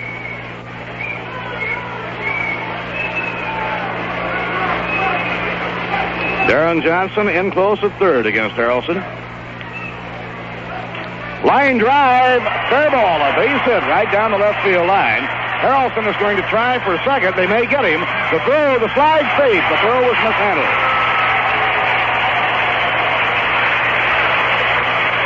But Harrelson goes into 2nd. That was going to be a very, very close play at 2nd. The throw by the left fielder Stone on the bounce popped out of the glove of Terry Harmon. It'll be scored a two-base hit for Buddy Harrelson. You can't assume that they would have had him. For the Mets, their fifth base hit of the game. A line double down the left field line by Bud Harrelson. They shift over toward the line so much against Harrelson that even though he hits the ball to the opposite field, it's hard for him to get that extra base hit. Now Don Cardwell is up. Swing and a miss, strike one. Cardi has had 6 hits, 7 hits, counting his bunt single in this ball game, in 40 times at bat this year. He got a bunt single his last time and only time up in this game because the pitcher, Johnson, slipped on the wet grass and fell flat. Tommy Agee will hit next. Low, outside, 1 ball and 1 strike. If the Mets can win and Pittsburgh beats Chicago, the Mets would be just 3 1/2 games out. Less than a month ago, August 13th, they were 9 1/2 games back.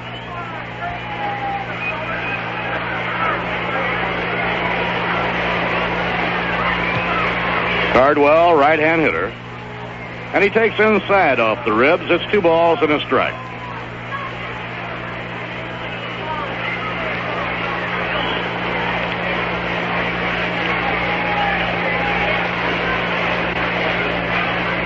Two 2-0 New York. This is the bottom half of inning number 5. Harrelson leads from second. And a grounder foul over the head of third base coach Eddie Yost.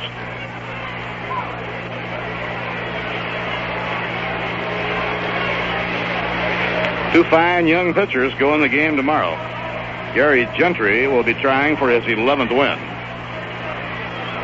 Billy Champion, a rookie who came up after the season had started, will be on the mound for Philadelphia. Pitching 2-2. Swing and a miss. He got him. 4th strikeout for Jerry Johnson. Tommy Agee has popped up and sacrificed, nothing for 1. Batting .279. The Mets again today playing without Cleon Jones. Cleon hitting .348, sidelined with a bad hand. He hurt the hand on the road trip in San Diego. Gill hoping he'll be ready for Monday night. Now Agee takes low and away, 1 ball and no strikes. Jerry Grody with a home run and Wayne Garrett with a sacrifice fly have driven home the 2 runs scored by the Mets.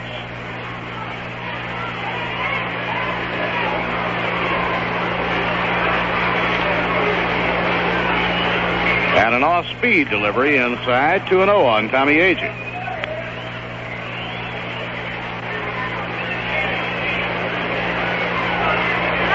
Against right-handers, Tommy Agee bats leadoff. And against left-handers, he hits 3rd in the order. Ground ball down to 3rd, grabbed by Johnson over his head. And the long peg to Richie Allen retires the side.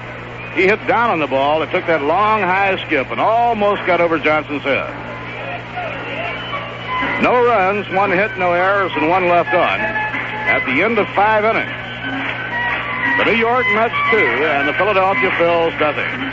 Having a problem in deciding where to take your group in its next outing? If so, let the Mets Group Sales Department solve it for you. This department is manned by experts in handling both men's and women's groups.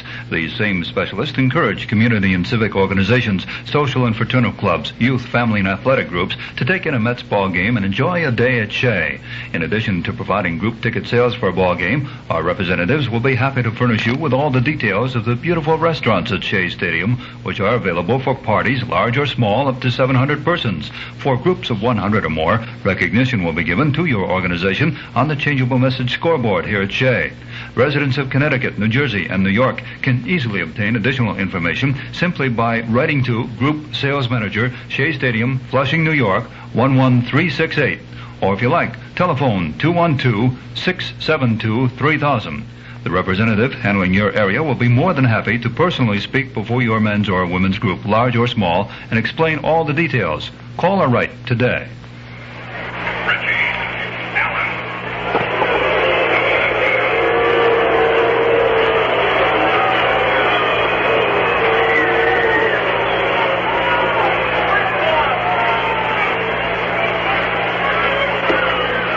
McGraw starting to warm up in the Mets bullpen as Richie Allen leads off against Don Cardwell. And a fastball over, strike one call. Carty ran into a jam in the last inning. The bases loaded and 2 down. Briggs hit a hard line drive. Boswell was the man of the moment. He hurtled himself through the air and stabbed the liner. Low and outside, 1 ball and 1 strike.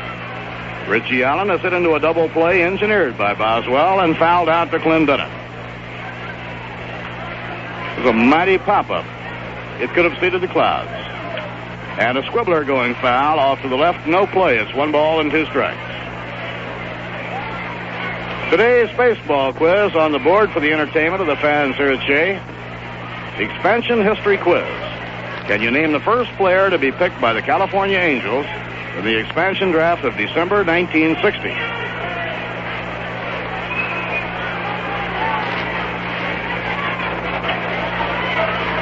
Nobody on, nobody out. We're in the top of the 6th. Mets leading 2-0. Now the pitch.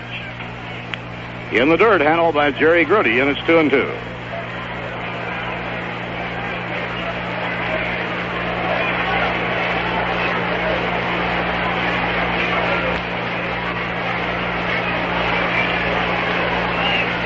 Mets with the infield back deep against Richie Allen.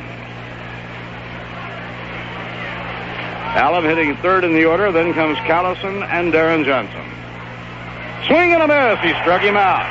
Cardwell with a good breaking ball fans Richie Allen.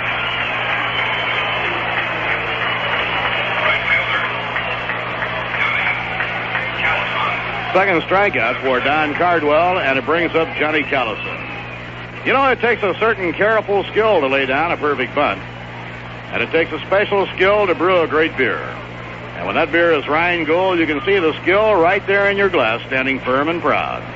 The Rheingold 10-minute head, the sign of a truly great beer. Hard liner foul down the right field line as Callison goes after the first delivery.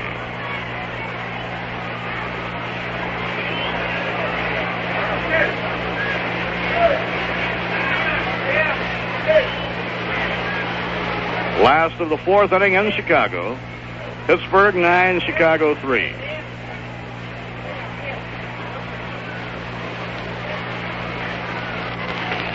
Way outside, 1 ball, 1 strike to the right fielder, Johnny Callison. Callison has struck out and flied to left. He has been with the Phillies for 10 years and has a lifetime Major League batting average of .272.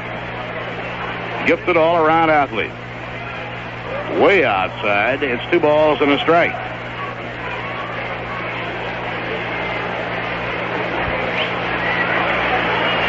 Darren Johnson timing his swing in the on-deck circle.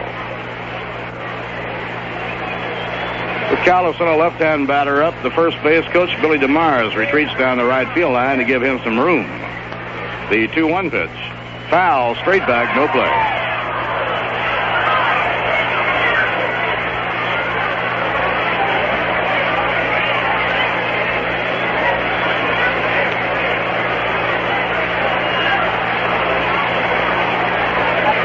Skies a very heavy gray overcast. Sun tried to break out a while ago, but has been completely obscured now. Pitching 2-2, low and inside, and the string goes out on Johnny Callison. Callison, a pull hitter. Ron Swoboda plays him close to the warning track and right. The outfield is so wet. When the outfielders are standing in the outfield, their shoes almost disappear. 3-2 delivery. Towering a fly ball down the right field line. Coming to the line, Ron Swoboda. He's in foul territory, and he has it.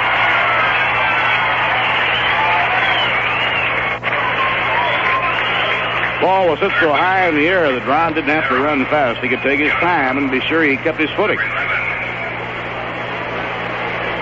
Darren Johnson, the third baseman, has bounced out to third and fly deep to center field. Tommy Agee had to go out on the warning track and ride center to get it.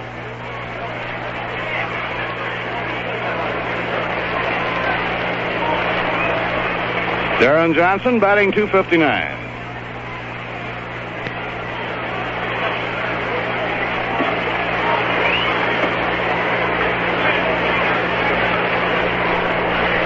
Cubs seem to have been up quite a while in the last of the fourth.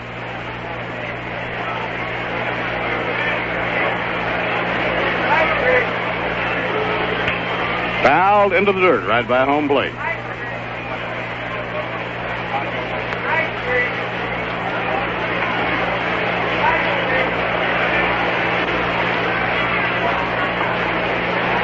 Now Agee moves over toward left center against pull hitter Darren Johnson. And Cardwell's arm comes down. A call strike on the inside corner. A good pitch by Cardi.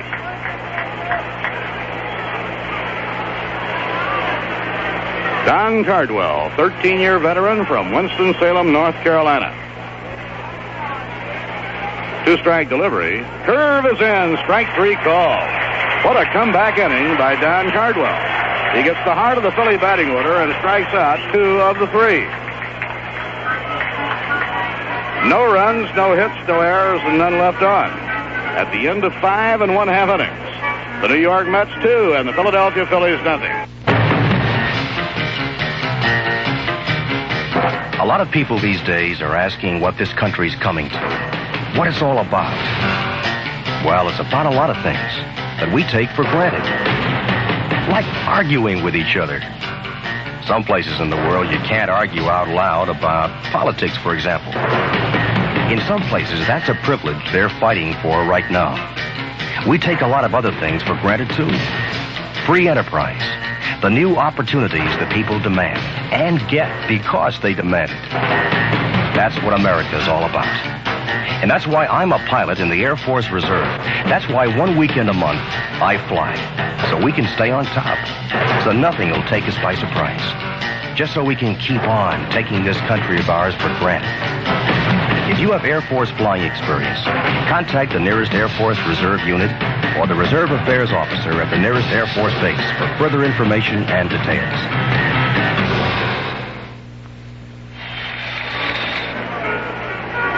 For New York, Wayne Garrett leads off in the last of the 6th inning, and right here we pause for station identification. This is the New York Mets Baseball Network. This is WKAJ-FM, Saratoga Springs, New York, 102.3 on your FM dial, the home of the New York Mets. Of the 6th inning, Wayne Garrett facing Jerry Johnson. The young right-hander's fastball is full foul and snagged in the on-deck circle by Don Clendenin. Garrett drove home the second run for the New York Mets with a sacrifice fly in the 3rd inning. Bud Harrelson tagged and came in to score after the ball was caught.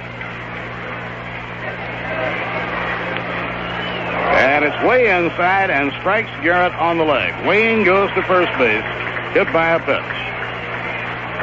Here's the answer to the baseball quiz. The first player picked in the 1960 American League expansion draft by the California Angels was pitcher Eli Gerba. They always made a great to-do about the fact that in Eli Gerba's name there were no vowels.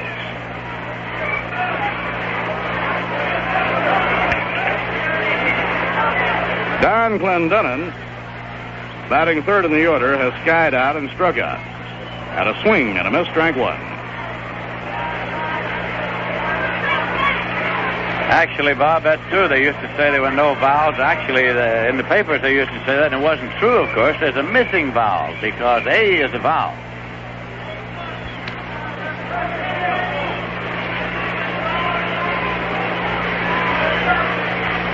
Now Clendenin turns to bunt, but doesn't offer. It's 1 ball, 1 strike. Let's see, he spells his name E-L-I-G-R-B-A, isn't that right? Yeah. Yes, G-R-B-A. He's got 3 consonants in consecutive consonants without a vowel, but it ends with a vowel, of course. Right.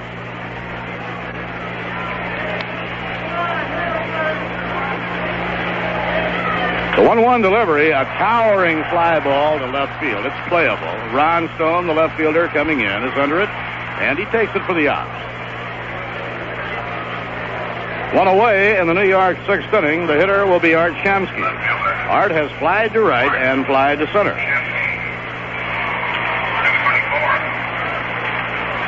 New York, 2 runs, 5 hits, no errors. Philadelphia, no runs, 4 hits, no errors.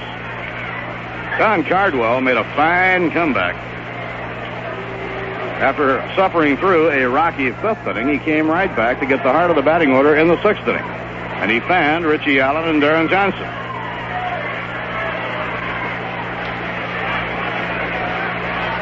Pitch to Shamsky. Ground ball on the right side of the diamond, taken by Harmon. He throws to second, force play.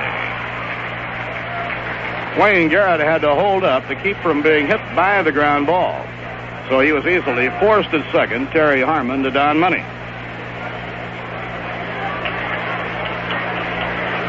Shamsky reaching on the force play. It brings up Ken Boswell. Second baseman, Ken. The Red Sox lead Washington 9-0 at the end of 5 innings. Carl Yastrzemski and Sid O'Brien have homered for Yaz, number 35. Detroit 4, Baltimore 3. They're in the last of the 6th in Detroit. Willie Horton, Paul Blair, and Boog Powell have all homered, and they're all home run hitters. Horton 26, Blair 26, Powell 37. And a call strike on the outside corner to Kenny Boswell. Boswell singled to right his last time up. He has 1 for 2. Ken has now raised his batting average to .262. They are now in the top of the 5th inning at Wrigley Field. Pirates 9, Cubs 3.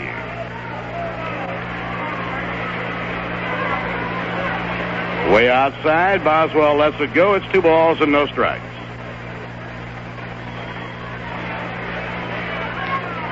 While the Mets are hitting here in the 6th inning, Tug McGraw continues to work in the bullpen.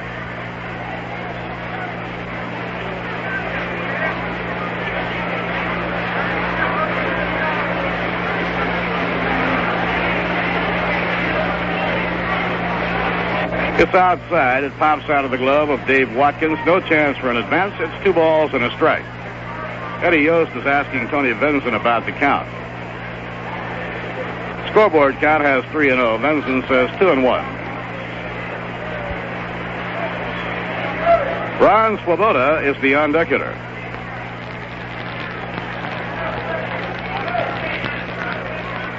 Now Jerry Johnson up in pitching position. The right-hander's pitch on the way, a check swing foul ball. Picked up on the third base coaching lines by Eddie Yost.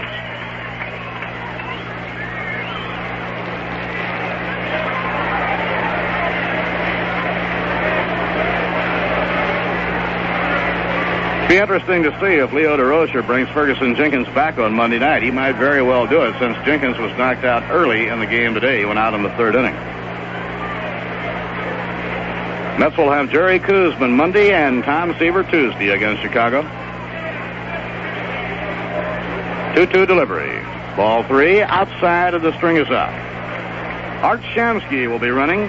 3-2, 2 men down.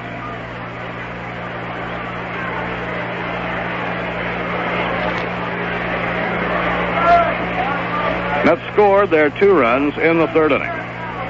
Grody led off the last of the 3rd with a home run. Later in the inning, Garrett drove Harrelson home with a sacrifice fly. The runner goes, a swing and a miss, and the side is out. For Jerry Johnson, the rookie right-hander, his 5th strikeout. No runs, no hits, no errors, and 1 left. At the end of 6 innings, the New York Mets 2 and the Philadelphia Phillies nothing. This is Bill Cosby. When I was going to college, I realized that many middle-class and upper-class college students didn't realize what was going on in the poverty area. And so, when it came time to teach children from the poverty area, they couldn't very well communicate with them. You have to learn how to communicate with kids who would probably never make it because they were missing out on a good education. Now, today, college kids know what's happening. Now, if you're one of these college graduates who understands the ball game and wants to change the score, think about joining the Teacher Corps. It's 2 years of tough work in poverty area schools and communities, plus a tuition-free master's degree with $75 a week. Sounds challenging? You better believe it. Write Teacher Corps, Washington, D.C., 20202. Manager Gil Hodge is figuring that Don Cardwell has gone far enough, 6th inning, so he's bringing in Tug McGraw. to make his 36th appearance. McGraw has won 7 and lost 3. Last time out, he had a save for Gentry when he faced only one man in Los Angeles and struck out Willie Davis to end the ballgame.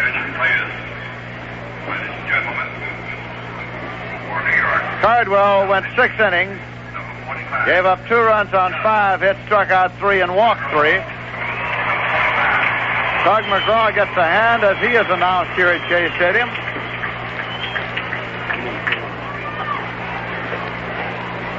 Pittsburgh Pirates are still batting in the 5th inning. Ted Abernathy now pitching for the Chicago Cubs at Wrigley Field. Matty Alou walked. Gene Alley sacrificed him to second. Roberto Clemente grounded out with Alou moving to third. And then Oliver hit a 2-run homer. Al Oliver has hit a 2-run homer for the Pirates in the 5th. They are still batting, leading the Chicago Cubs by a score of 11-3.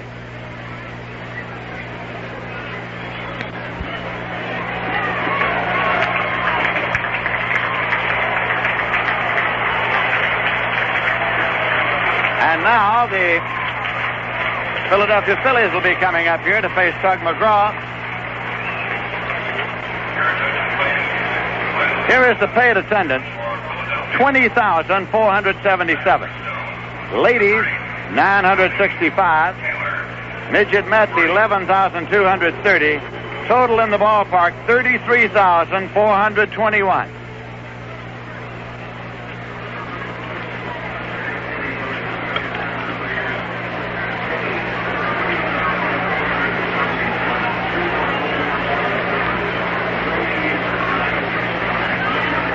Tony Taylor's going to come up here to bat for Ron Stone now that the Mets have switched off to a left-hander. Taylor, a right-hand batter, and here's a swing and a ground ball back to the box out into center field for a base hit for Tony Taylor. A.G. is charging it and plays it back.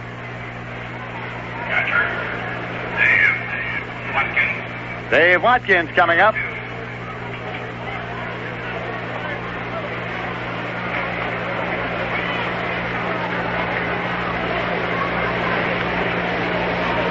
Watkins has fouled out and grounded into a forced play so far. He's a right-hand batter. Mets are leading 2-0. Now McGraw with a pitch that is high for a ball.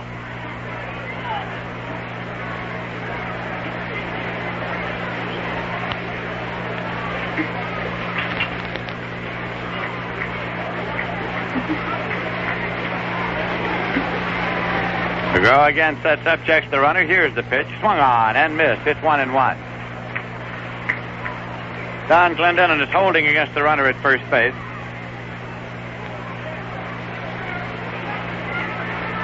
Lowell Palmer gets up to throw in the bullpen now for the Phillies.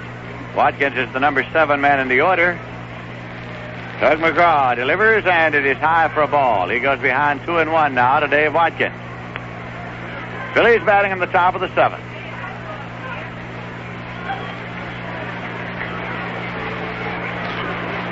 Boston Red Sox are batting in the bottom of the 6th, leading Washington 9-0. Swing and a miss. It's strike 2. Carl Yastrzemski hit his 35th homer in the first one on for Boston, and Sid O'Brien hit his 8th in the second with one on.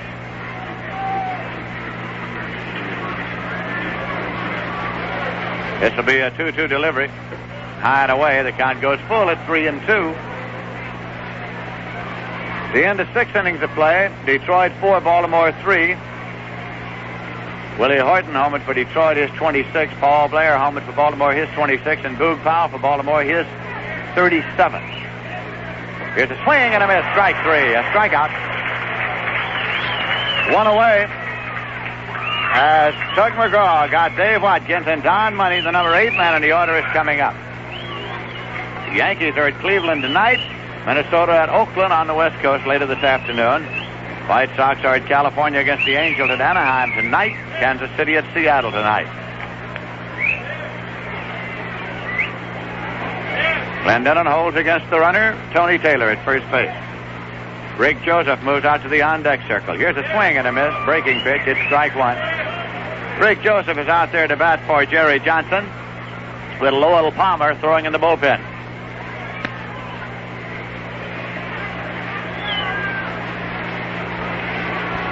Here's the strike one delivery, and it swung on and hit in the air to right field. Swoboda racing over, dives, and makes the catch. Swoboda with a circus catch in right field.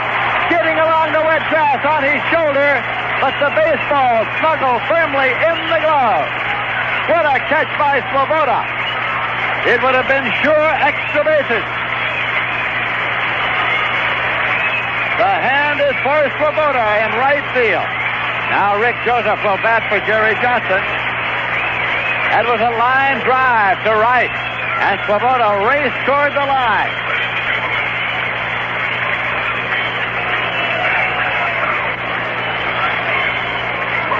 He had that arm extended as far as he could get it, and the ball hit squarely in the pocket about a foot off the ground. He hit on his shoulder, skidded along on the wet grass, and held on firmly to the baseball. So now Rick Joseph is up to bat for Jerry Johnson. 2 men out. Taylor at first. Here's a screwball swung on and missed for strike one. Rick Joseph is hitting .281. He has 6 homers and 34 runs batted in. Again, Tug McGraw checks the runner at first, and here is the pitch. Swung on, hammered on the ground, foul back of third. It goes to 2 strikes. In that game at Wrigley Field, the homer hit by Al Oliver in the 5th inning with 1 on was his 15th of this season. The Cubs started today with Ferguson Jenkins. In the 3rd inning, he was relieved by Don Nottebart. Rich Nye also came in the 3rd, and Abernathy in the 5th. Bob Thiel's been in all the way for Pittsburgh. Here's a pitch a little high. 1-2 to Rick Joseph. Atlanta at Cincinnati tonight, Montreal at St. Louis tonight, the Giants at Houston tonight, the Dodgers at San Diego tonight. San Diego has taken 2 straight from the Dodgers. Right here, 2 men out and a runner at first. The Mets are leading 2-0. Here's a pitch to Joseph, a little low. Count goes even at 2-2. With the Cubs batting in the bottom of the 5th, Glenn Beckert grounded out, Billy Williams grounded out, and Ron Santo popped up. So the Cubs are out in order in the 5th. The Pirates are now batting in the 6th, leading 11-3. Here's a swing and a miss. A change curveball that got Rick Joseph way out in front for the strikeout. The second for McGraw. So it is no runs, a hit, no errors, and 1 left. In the middle of the 7th inning, the score is the Mets 2 and the Phillies nothing. Well, the hand you hear is for Ron Swoboda as he comes into the Met dugout for the catch he made out in right. Phillies will be here again tomorrow afternoon. Then the Chicago Cubs come in Monday night, Tuesday night. Montreal Expos will be here for a twilight doubleheader on Wednesday and a Thursday afternoon single game. Mets go on the road coming back on Friday night, September 19th for a twilight doubleheader against the Pirates. Saturday afternoon, the 20th against the Pirates. Sunday afternoon, doubleheader, the Mets and the Pirates at Shea. St. Louis Cardinals here Tuesday night and Wednesday night, the 23rd and 24th. And by the way, that final home game on the 24th will be played starting at 7:05 p.m. That's so that all the school-age youngsters will have time to see the ball game and then get home fairly early and be ready for school the next day. And there'll be a gift for all the fans coming into the ballpark that last day of the home season on Wednesday night, September 24th.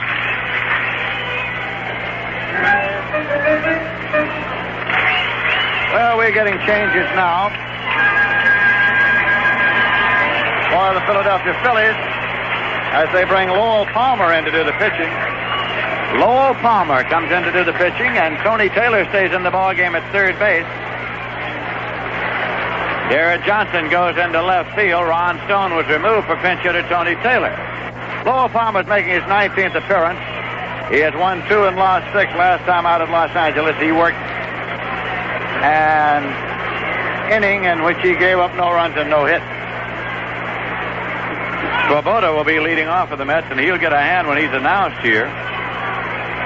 Jerry Johnson worked the first 6 innings. Your attention, please. Ladies and gentlemen, for Philadelphia. Johnson gave up 2 runs on 5 hits. Palmer, number 26. Now playing third base. Batting in the 6th position. Number 8, Tony Taylor. Moving to left field. Number 11. Now Swoboda steps up. Right fielder,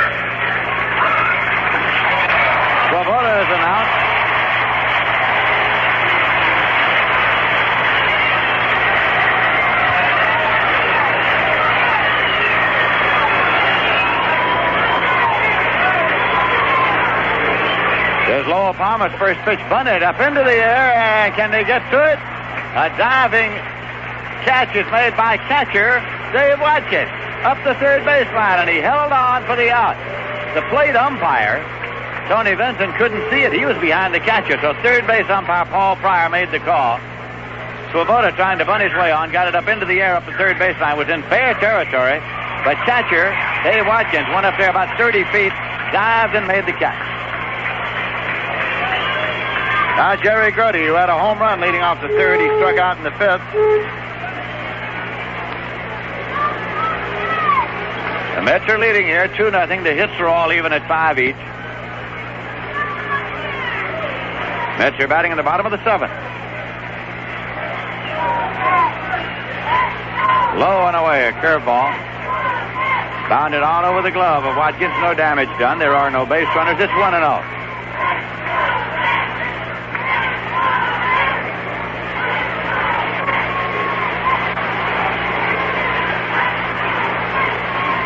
Now the delivery outside as Grote moved up as though to bunt the ball. Tony Taylor, who just came into the game, is playing a deep third base.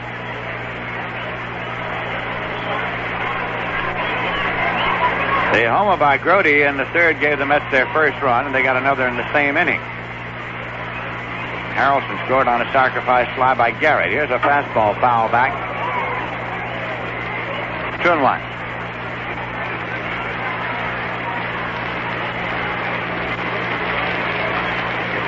The Mets started the day 4 1/2 games back of the division-leading Chicago Cubs. After today's game, the Mets have 26 games to play, 13 here and 13 on the road.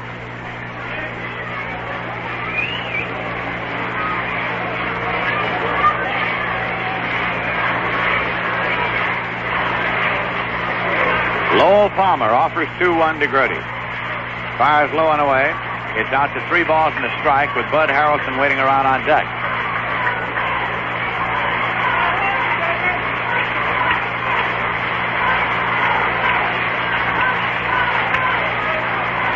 Here's a 3-1 delivery. Low, he walked him. So the Mets get a base runner with 1 man out.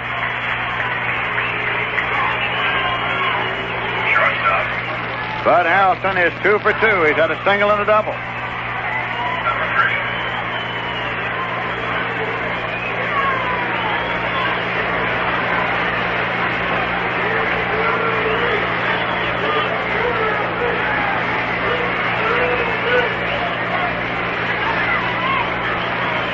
Throw to first.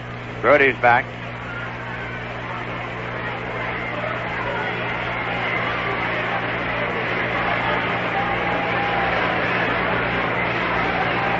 Now again Palmer with the pitch, and it's low to Harrelson. Tony Taylor coming in as Harrelson squared as though to bunt the ball. It is ball 1.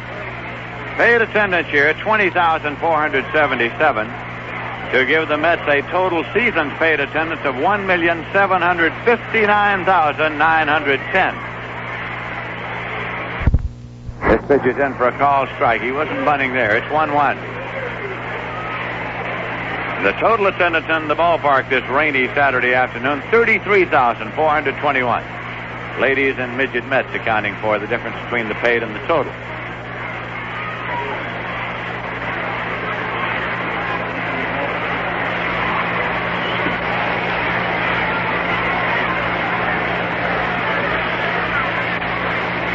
Lowell Palmer is checking. Here's the 1-1 delivery. It's low and away. 2-1 now to Bud Harrelson.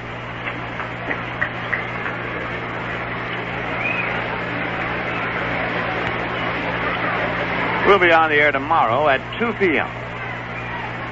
with the finale of this 4-game series. Runner goes, swing and a miss, throw to second, and he is out by a good margin. Shortstop Don Money putting the tag on Jerry Grote. So the Mets played hit and run. The pitch was high and away. Harrelson tried to protect him as best he could. Swung and missed. It's 2-2 now to him with 2 men out.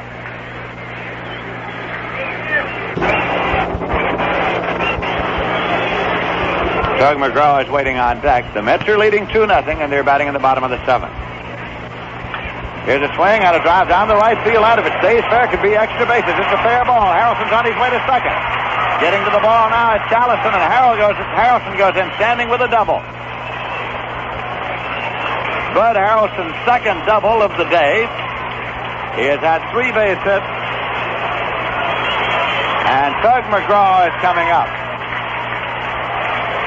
Well, Pittsburgh batting in the 6th inning. Richie Hebner singled to left. Carl Taylor beat out a hit to Abernathy. Freddie Bontek sacrificed the runners along. Bob Beal grounded to third, the runners holding. And Matty Alou singled for 2 more runs. It's the Pirates 13 and the Cubs 3. Swing and a foul ball out to the right side, out of play.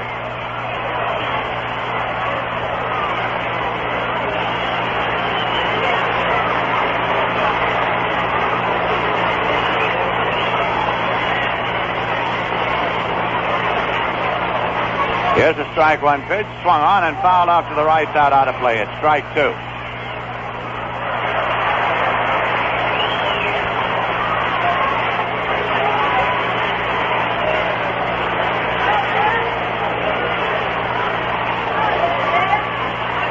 This will be an 0-2 delivery.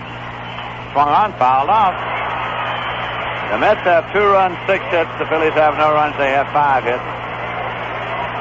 The Mets and the Borden Company are pleased that the games between the Mets and the Cubs on Monday night, the 8th and Tuesday night the 9th, 2 of the most important games of the year, are available to the holders of Borden's coupons. Here's a swing to drive into left. It's in for a base hit. Harrelson is coming home. Here's Darren Johnson's throw.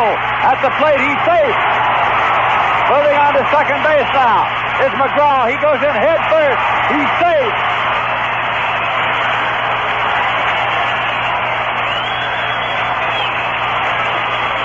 So the Mets have a runner at second. They're leading by a score of 3-0. Doug McGraw getting up now to brush off his uniform as he moved on to second when the throw at the plate rolled away from catcher Dave Watkins. McGraw with a single and a run batted in took second on the throw. John Boozer is up and throwing in the bullpen now. Kirk Farrell is up and throwing in the bullpen. Lowell Palmer is pitching with sunglasses on. We would have to presume that they are ground lenses and that he wears glasses and that he happened to have the sunglasses when he warmed up when the sun was shining. But now the sun has disappeared and he is still pitching with sunglasses. McGraw gets his jacket. McGraw, a run batted in, took second on the throw, and Tommy Agee is coming up.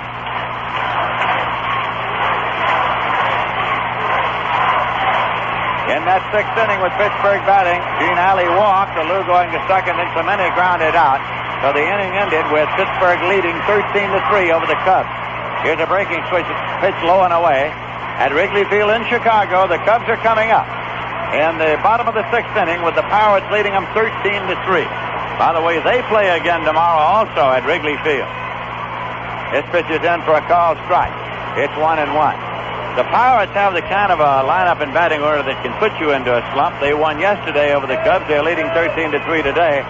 Keep in mind the fact that the Mets and Pirates have 9 games yet to play. Here's a swing and a ground ball to short. Bobbo by Money. No play as McGraw holds at third. Money, seeing he had no play at first after he recovered the ball, fired over to third, hoping to get McGraw on a turn, but did not, and it's an error charged against Money. Runners at first and third. Wayne Garrett's coming up. We had started to say that the holders of the Borden coupons may use them on Monday and Tuesday nights. However, since it's impossible to judge how many people will avail themselves of that privilege, 5,000 seats have been set aside each night for the coupon holders. Here's a pitch foul back for strike 1. So the Mets suggest that unless you can be at Shea Stadium early on either of those nights, you plan to use your Borden coupons on Wednesday evening, September 10th, or one of the other Borden dates remaining on the schedule, Thursday afternoon, September 11th, Saturday afternoon, September 20th, or Tuesday night, September 23rd. Here's a strike 1 pitch to Garrett. Swung on, looped out into left field, and moving up is Darren Johnson to make the catch, and the side is out. Darren Johnson coming up to make the grab. The Mets get a run. On 2 hits and an error, leave 2. The end of 7 full innings of play. The score is the Mets 3 and the Phillies nothing. Ladies and gentlemen, Mr. Harry Von Zell with a message from the Government Educational Foundation. When you buy a house or a car, you pretty much read every word in your mortgage papers or your order form. Why then, when you have an investment in freedom, don't you study the contract you have with the United States of America? Every American is a contract citizen of the United States. We live under laws which we permit to be passed. We carry on our day-to-day activities under regulations and ordinances approved by our elected officials. But behind all of these statutes is a document many know about, but few have ever really studied, the Constitution of the United States. Here is your opportunity to get this living work without cost or obligation. For your copy of the United States Constitution, write to Law and Order, Box 1627, Washington, D.C., zip 20013. Law and Order, Washington, D.C., Box 1627, zip 20013. A public service message from the Government Educational Foundation. Through 7 innings of play here at Shea Stadium, the Mets 3 runs, 7 hits, no errors. The Phillies no runs, 5 hits and 1 error. Doug McGraw is working in relief of Don Cardwell, who pitched the first 6 innings. And it'll be top of the batting order up for the Phillies in the 8th, scheduled to send up Terry Harmon, John Briggs, and Richie Allen. In a low-score ball game, what you try to do is keep runners off the bases ahead of Richie Allen.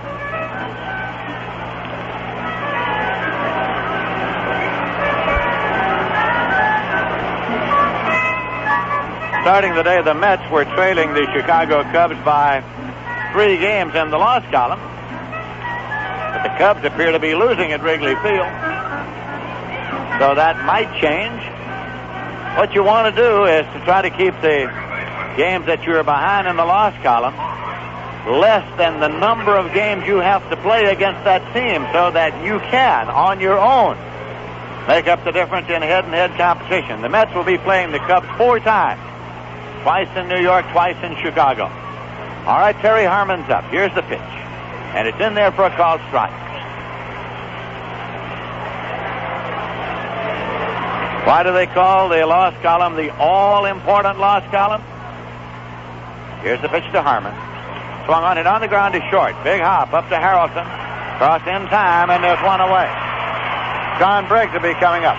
Well, it's all important because if you are behind in the loss column, you might win all the rest of your games and still not win, unless the team ahead of you also lost.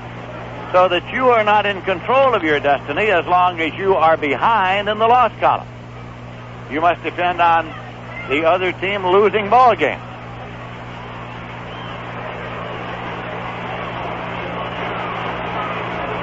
Pitch to the left-hand batter, and it's in for a call strike. Of course, if you have more games against that team than you are behind, you figure that you can control it by winning yourself in the head-and-head competition. Strike 1 delivery. Breaking pitch in for a call, strike 2.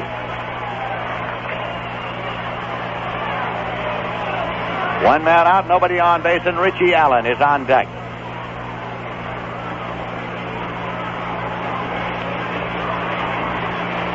Two-strike pitch to Briggs. Breaks low for a ball, and it's 1-2.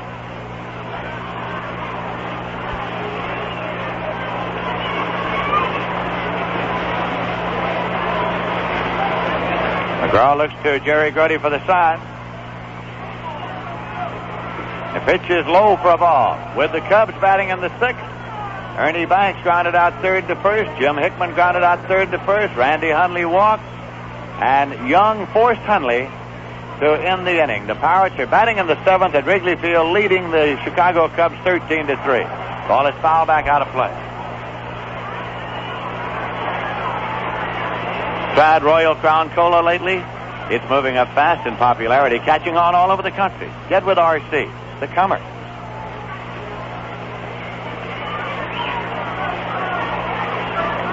2-2 pitch, swung on, hammered on the ground, deep first base, taken by Clendon, and he goes to McGraw in time to get a speeding John Briggs.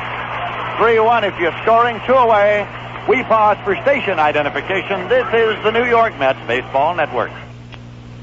You're listening to New York Mets Baseball from WKAJ-FM 102.3 on your FM dial in Saratoga Springs, New York. This is Lindsey Nelson with Bob Murphy and Ralph Kiner at Shea Stadium in New York, and Richie Allen is coming up with nobody on and 2 men out. He hit into a double play, fouled out to the catcher, and struck out so far today. On the home schedule of the Mets, they have 3 doubleheaders remaining this year. Wednesday, September 10th against the Montreal Expos. Friday, September 19th against the Pittsburgh Pirates. Pitch is low for a ball, and a Sunday doubleheader against the Pirates starting at 1:05 on September 21st.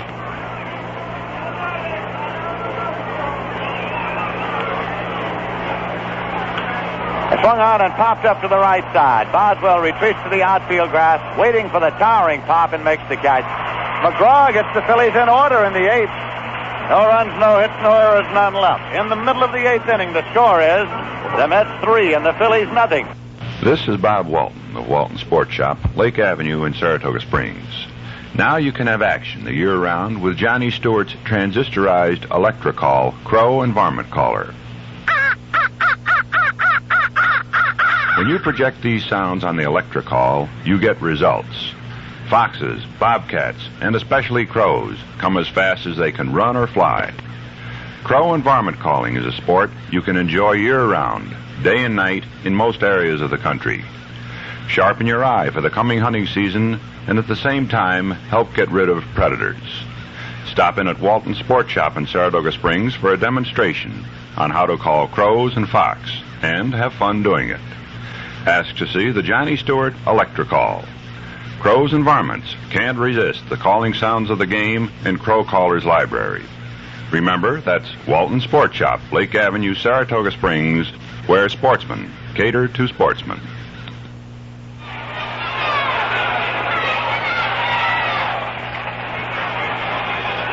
The Mets are up in the 5th, and it's Don Clendenon to lead off. Fly to center, struck out, and fly to left, facing Lowell Palmer. Slider swung on and missed for strike 1. Art Shamsky next in the order for the Mets.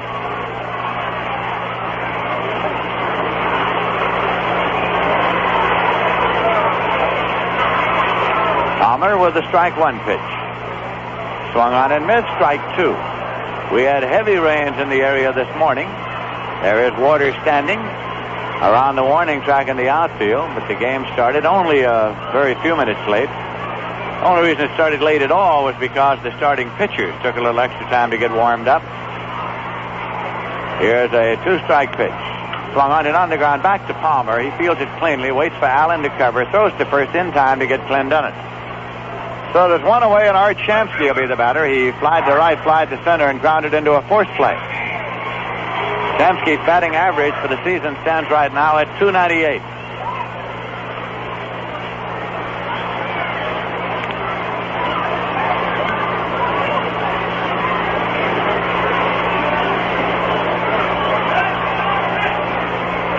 Pitch to the left-hand batter. Outside for a ball. The Pittsburgh Pirates batting in the 7th. Oliver grounded out to first base. Manny Sanguillen popped out to shortstop. Richie Hebner grounded out. The Cubs are coming up in the bottom of the 7th, with the Pirates leading 13-3 at Wrigley Field. The pitch way inside, and he is hit by the pitch ball.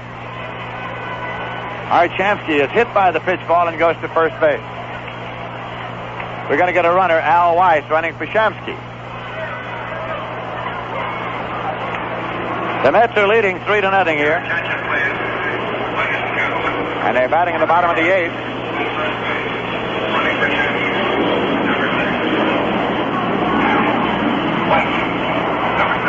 Ken Boswell's coming up. Grounded out to first base, had a base hit to right, and struck out swinging. Mets have 3 runs on 7 hits. The Phillies have no runs. They have 5 hits. Lowell Palmer with the pitch. Way outside for a ball. He's working in relief of Jerry Johnson, who started and worked the first 6 innings.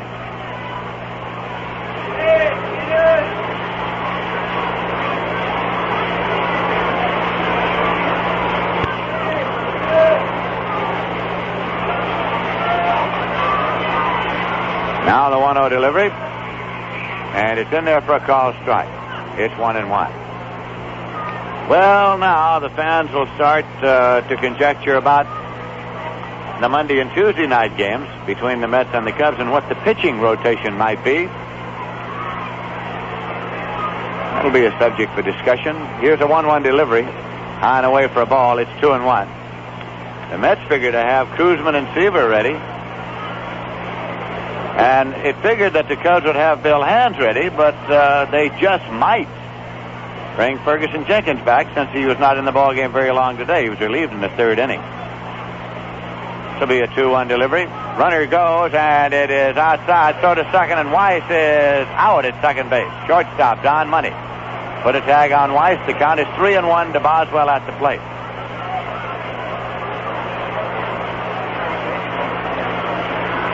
That is the third base runner that the Mets have sent down in a similar situation, and it's the third time they lost him.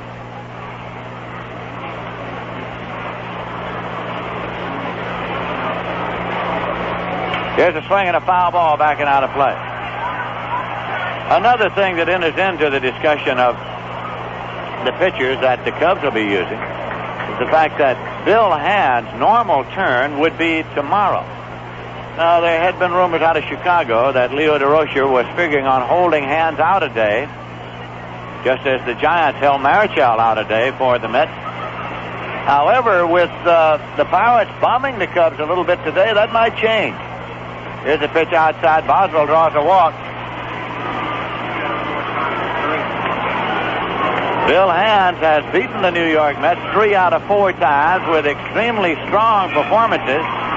But Leo DeRocher might figure that having lost to the Pirates yesterday and being way behind today, that if he loses big today, he might have to bring Hands in as his stopper tomorrow, and it would be his normal turn. Well, that's what it's all about. Those discussions and those determinations. Swoboda's up, breaking pitches in for a called strike. And I must say it's fun for Met fans and those of us who've been following the Mets for 8 years to be in discussions like that in September. Here's a breaking pitch inside. It's 1-1.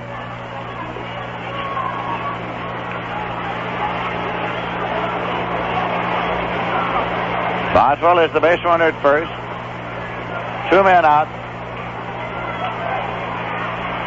Here's a 1-1 pitch. Curveball way inside. If you'd like to look ahead to the top of the ninth, the Phillies will be scheduled to send up John Callison, Darren Johnson, and Tony Taylor. Palmer checks the runner. Here's the pitch. Swung on and hit up the middle. It's going through for a base hit for Swoboda. Boswell turns second on his way to third. Center fielder John Briggs has to meet the ball on the slow outfield turf. Has no play as Boswell goes in standing at third, and Swoboda's on at first with a base hit. So Jerry Grote's coming up. He had a home run to give the Mets their first run in this game in the third. Since then he has struck out and walked. The Mets are leading 3-0, but how many is enough? They'd like more before going to the ninth inning. John Boozer and Turk Farrell get up to throw in the bullpen now for the Philadelphia Phillies.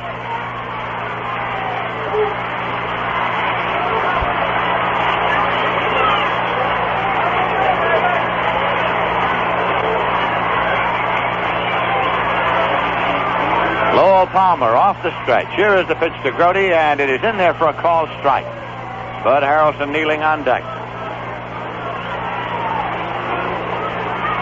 The lights have been on here at Shea since the start of the ball game today, although we had one period, a stretch of a few innings, when the sun managed to break through the overcast. It is now overcast and rather dark.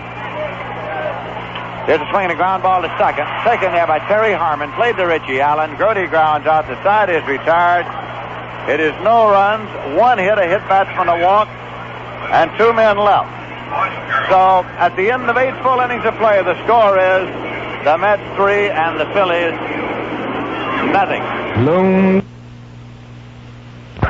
It's nothing new. It costs money to brew a great beer. It cost money back in 1837. It costs money today. Rheingold started brewing beer in this country in 1837, using the finest ingredients money could buy. And even though things cost a lot more today, Rheingold's still buying those same high-quality ingredients.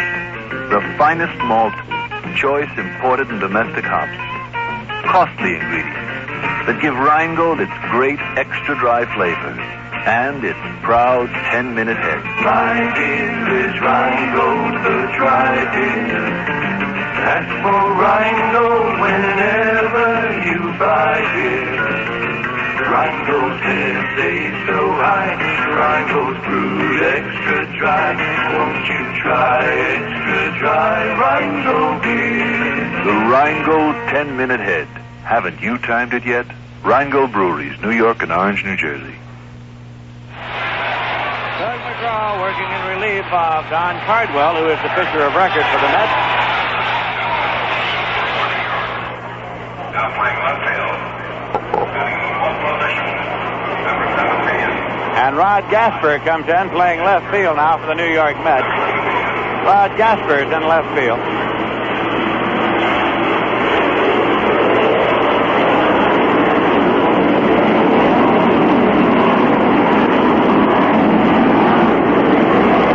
John Callison getting ready to lead off here in the ninth for the Phillies. The Chicago Cubs are batting in the bottom of the seventh at Wrigley Field, with the Pirates leading them 13-3. Callison, number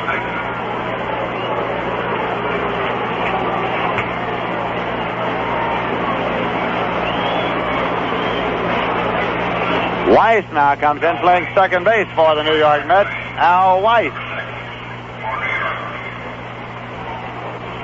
Weiss for Boswell, Gasper in for Shamsky. You'll recall that Weiss was a runner for Shamsky. Here's a swing and a miss. So Weiss will be number 4 in the batting order in case you're keeping a scorecard. And Gasper will be number 5.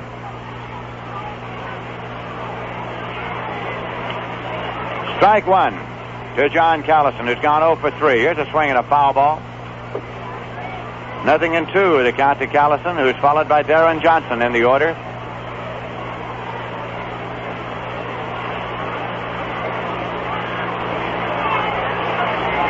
Some of the fans down below now raising umbrellas, getting out the foul weather gear. It's begun to rain a little bit here. Here's a swing and a miss, strike 3. McGraw strikes out Callison.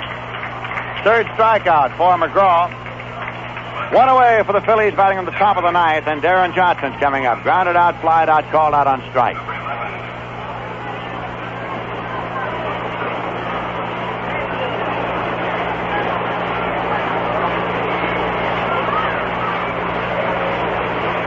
Doug McGraw's pitch to Johnson is low for a ball. One thing about the Mets fans here today, most of them brought umbrellas because the rain came as no surprise. It rained a good part of the morning. And they're staying right there in the lower field boxes with the umbrellas raised. Here's a pitch low. It's 2-0 to Johnson.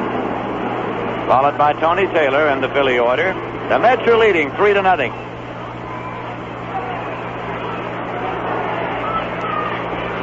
2-0 pitch. And it's in there for a called strike. The Cubs got a run in the 7th inning. Here is the 2-1 pitch. Swung on and lined into left, and it's going to be in for a base hit for Darren Johnson. Through a puddle or two. It's picked up by Gasper, played back. Darren Johnson singles to left. That is the 6th hit for the Philadelphia Phillies. Tony Taylor's coming up. With the Cubs batting in the 7th, Nate Oliver batted for Ted Abernathy and flied out to Alou. Don Kessinger singled to center. Glenn Beckert walked. John Hairston, who had replaced Williams, up in his big league debut, and he flied to Taylor. Santo single, scoring Oliver, and Banks flied to Alou. So the Cubs picked up a run in the 7th inning. That would make it 13-4. Here's a swing and a miss. It's strike 1 to Tony Taylor.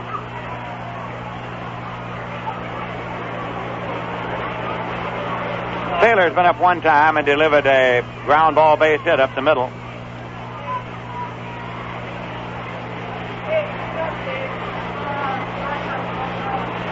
Now pitch high for a ball. It's 1-1. Mets are leading by a score of 3-0. The Phillies are batting in the top half of the 9th inning.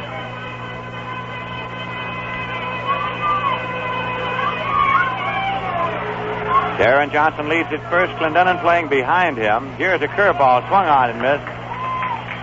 Actually, he got his bat on it. It fell right at the feet of catcher Jerry Grody. 1-2.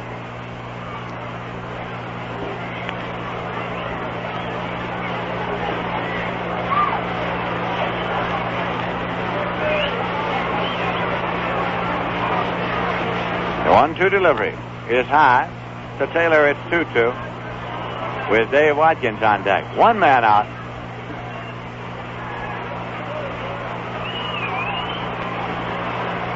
Well, a good many of the umbrellas are being lowered now that the little shower is about to stop. 2-2 delivery. Swung on and hit the short. One off to Harrelson. He goes over to Weiss. That's one. A double play and the ball game is over.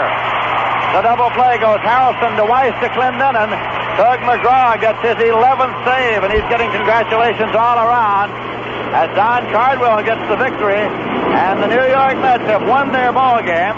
And the Cubs are trailing by a big margin with the Pittsburgh Pirates batting in the top of the 8th inning at Wrigley Field in Chicago. So right here in the 9th inning, no runs are hit, no errors, and none left.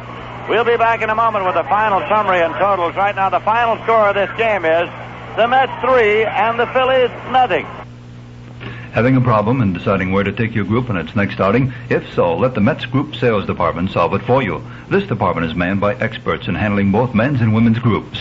These same specialists encourage community and civic organizations, social and fraternal clubs, youth, family, and athletic groups to take in a Mets ball game and enjoy a day at Shea. In addition to providing group ticket sales for a ball game, our representatives will be happy to furnish you with all the details of the beautiful restaurants at Shea Stadium, which are available for parties large or small up to 700 persons. For groups of 100 or more, recognition will be given to your organization on the changeable message scoreboard here at Shea. Residents of Connecticut, New Jersey, and New York can easily obtain additional information simply by writing to Group Sales Manager, Shea Stadium, Flushing, New York, 11368. Or if you like, telephone 212-672-3000. The representative handling your area will be more than happy to personally speak before your men's or women's group, large or small, and explain all the details. Call or write today.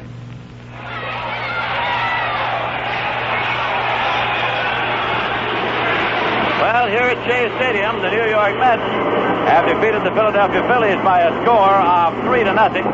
And it is an important and a big ball game because at Wrigley Field in Chicago, the Pittsburgh Pirates are leading the Cubs by a score of 13-4 in the 8th inning. Starting out this afternoon, it was Don Cardwell on the mound for the New York Mets against Jerry Johnson for the Philadelphia Phillies.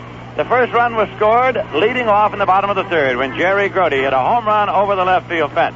Then Bud Harrelson was on with a base hit, and Don Cardwell, and bunting the ball, was also on with a base hit, and it was a play on which Jerry Johnson came down off the mound to field the bunt and slipped down, scored as a base hit because of the condition of the field. Then Tommy Agee sacrificed the runners along, and Wayne Garrett plowed out to deep left, allowing Harrelson to tag and score after the catch, and the Mets had 2 runs. Cardwell, meanwhile, was keeping things well in check. And at the end of 6 innings, because he had thrown a lot of pitches, manager Gil Hodges decided he'd gone far enough and brought in Tug McGraw. And Tug McGraw finished up maintaining the shutout. It is the 10th combined shutout for the Met pitching staff this season. For Cardwell, his 3rd consecutive victory, and he has not lost a game since July 27th. The New York Mets figured they needed all the insurance runs they could get, and after Lowell Palmer came in relief of Johnson in the 7th, they got another when Jerry Grody, or rather when Bud Harrelson doubled with 2 men out, and Tug McGraw single to left driving him home. So that was it. The Mets had their 3 runs, and Tug McGraw continued to shut them out, and the Mets got out with a win to go ahead in the series, 2-1.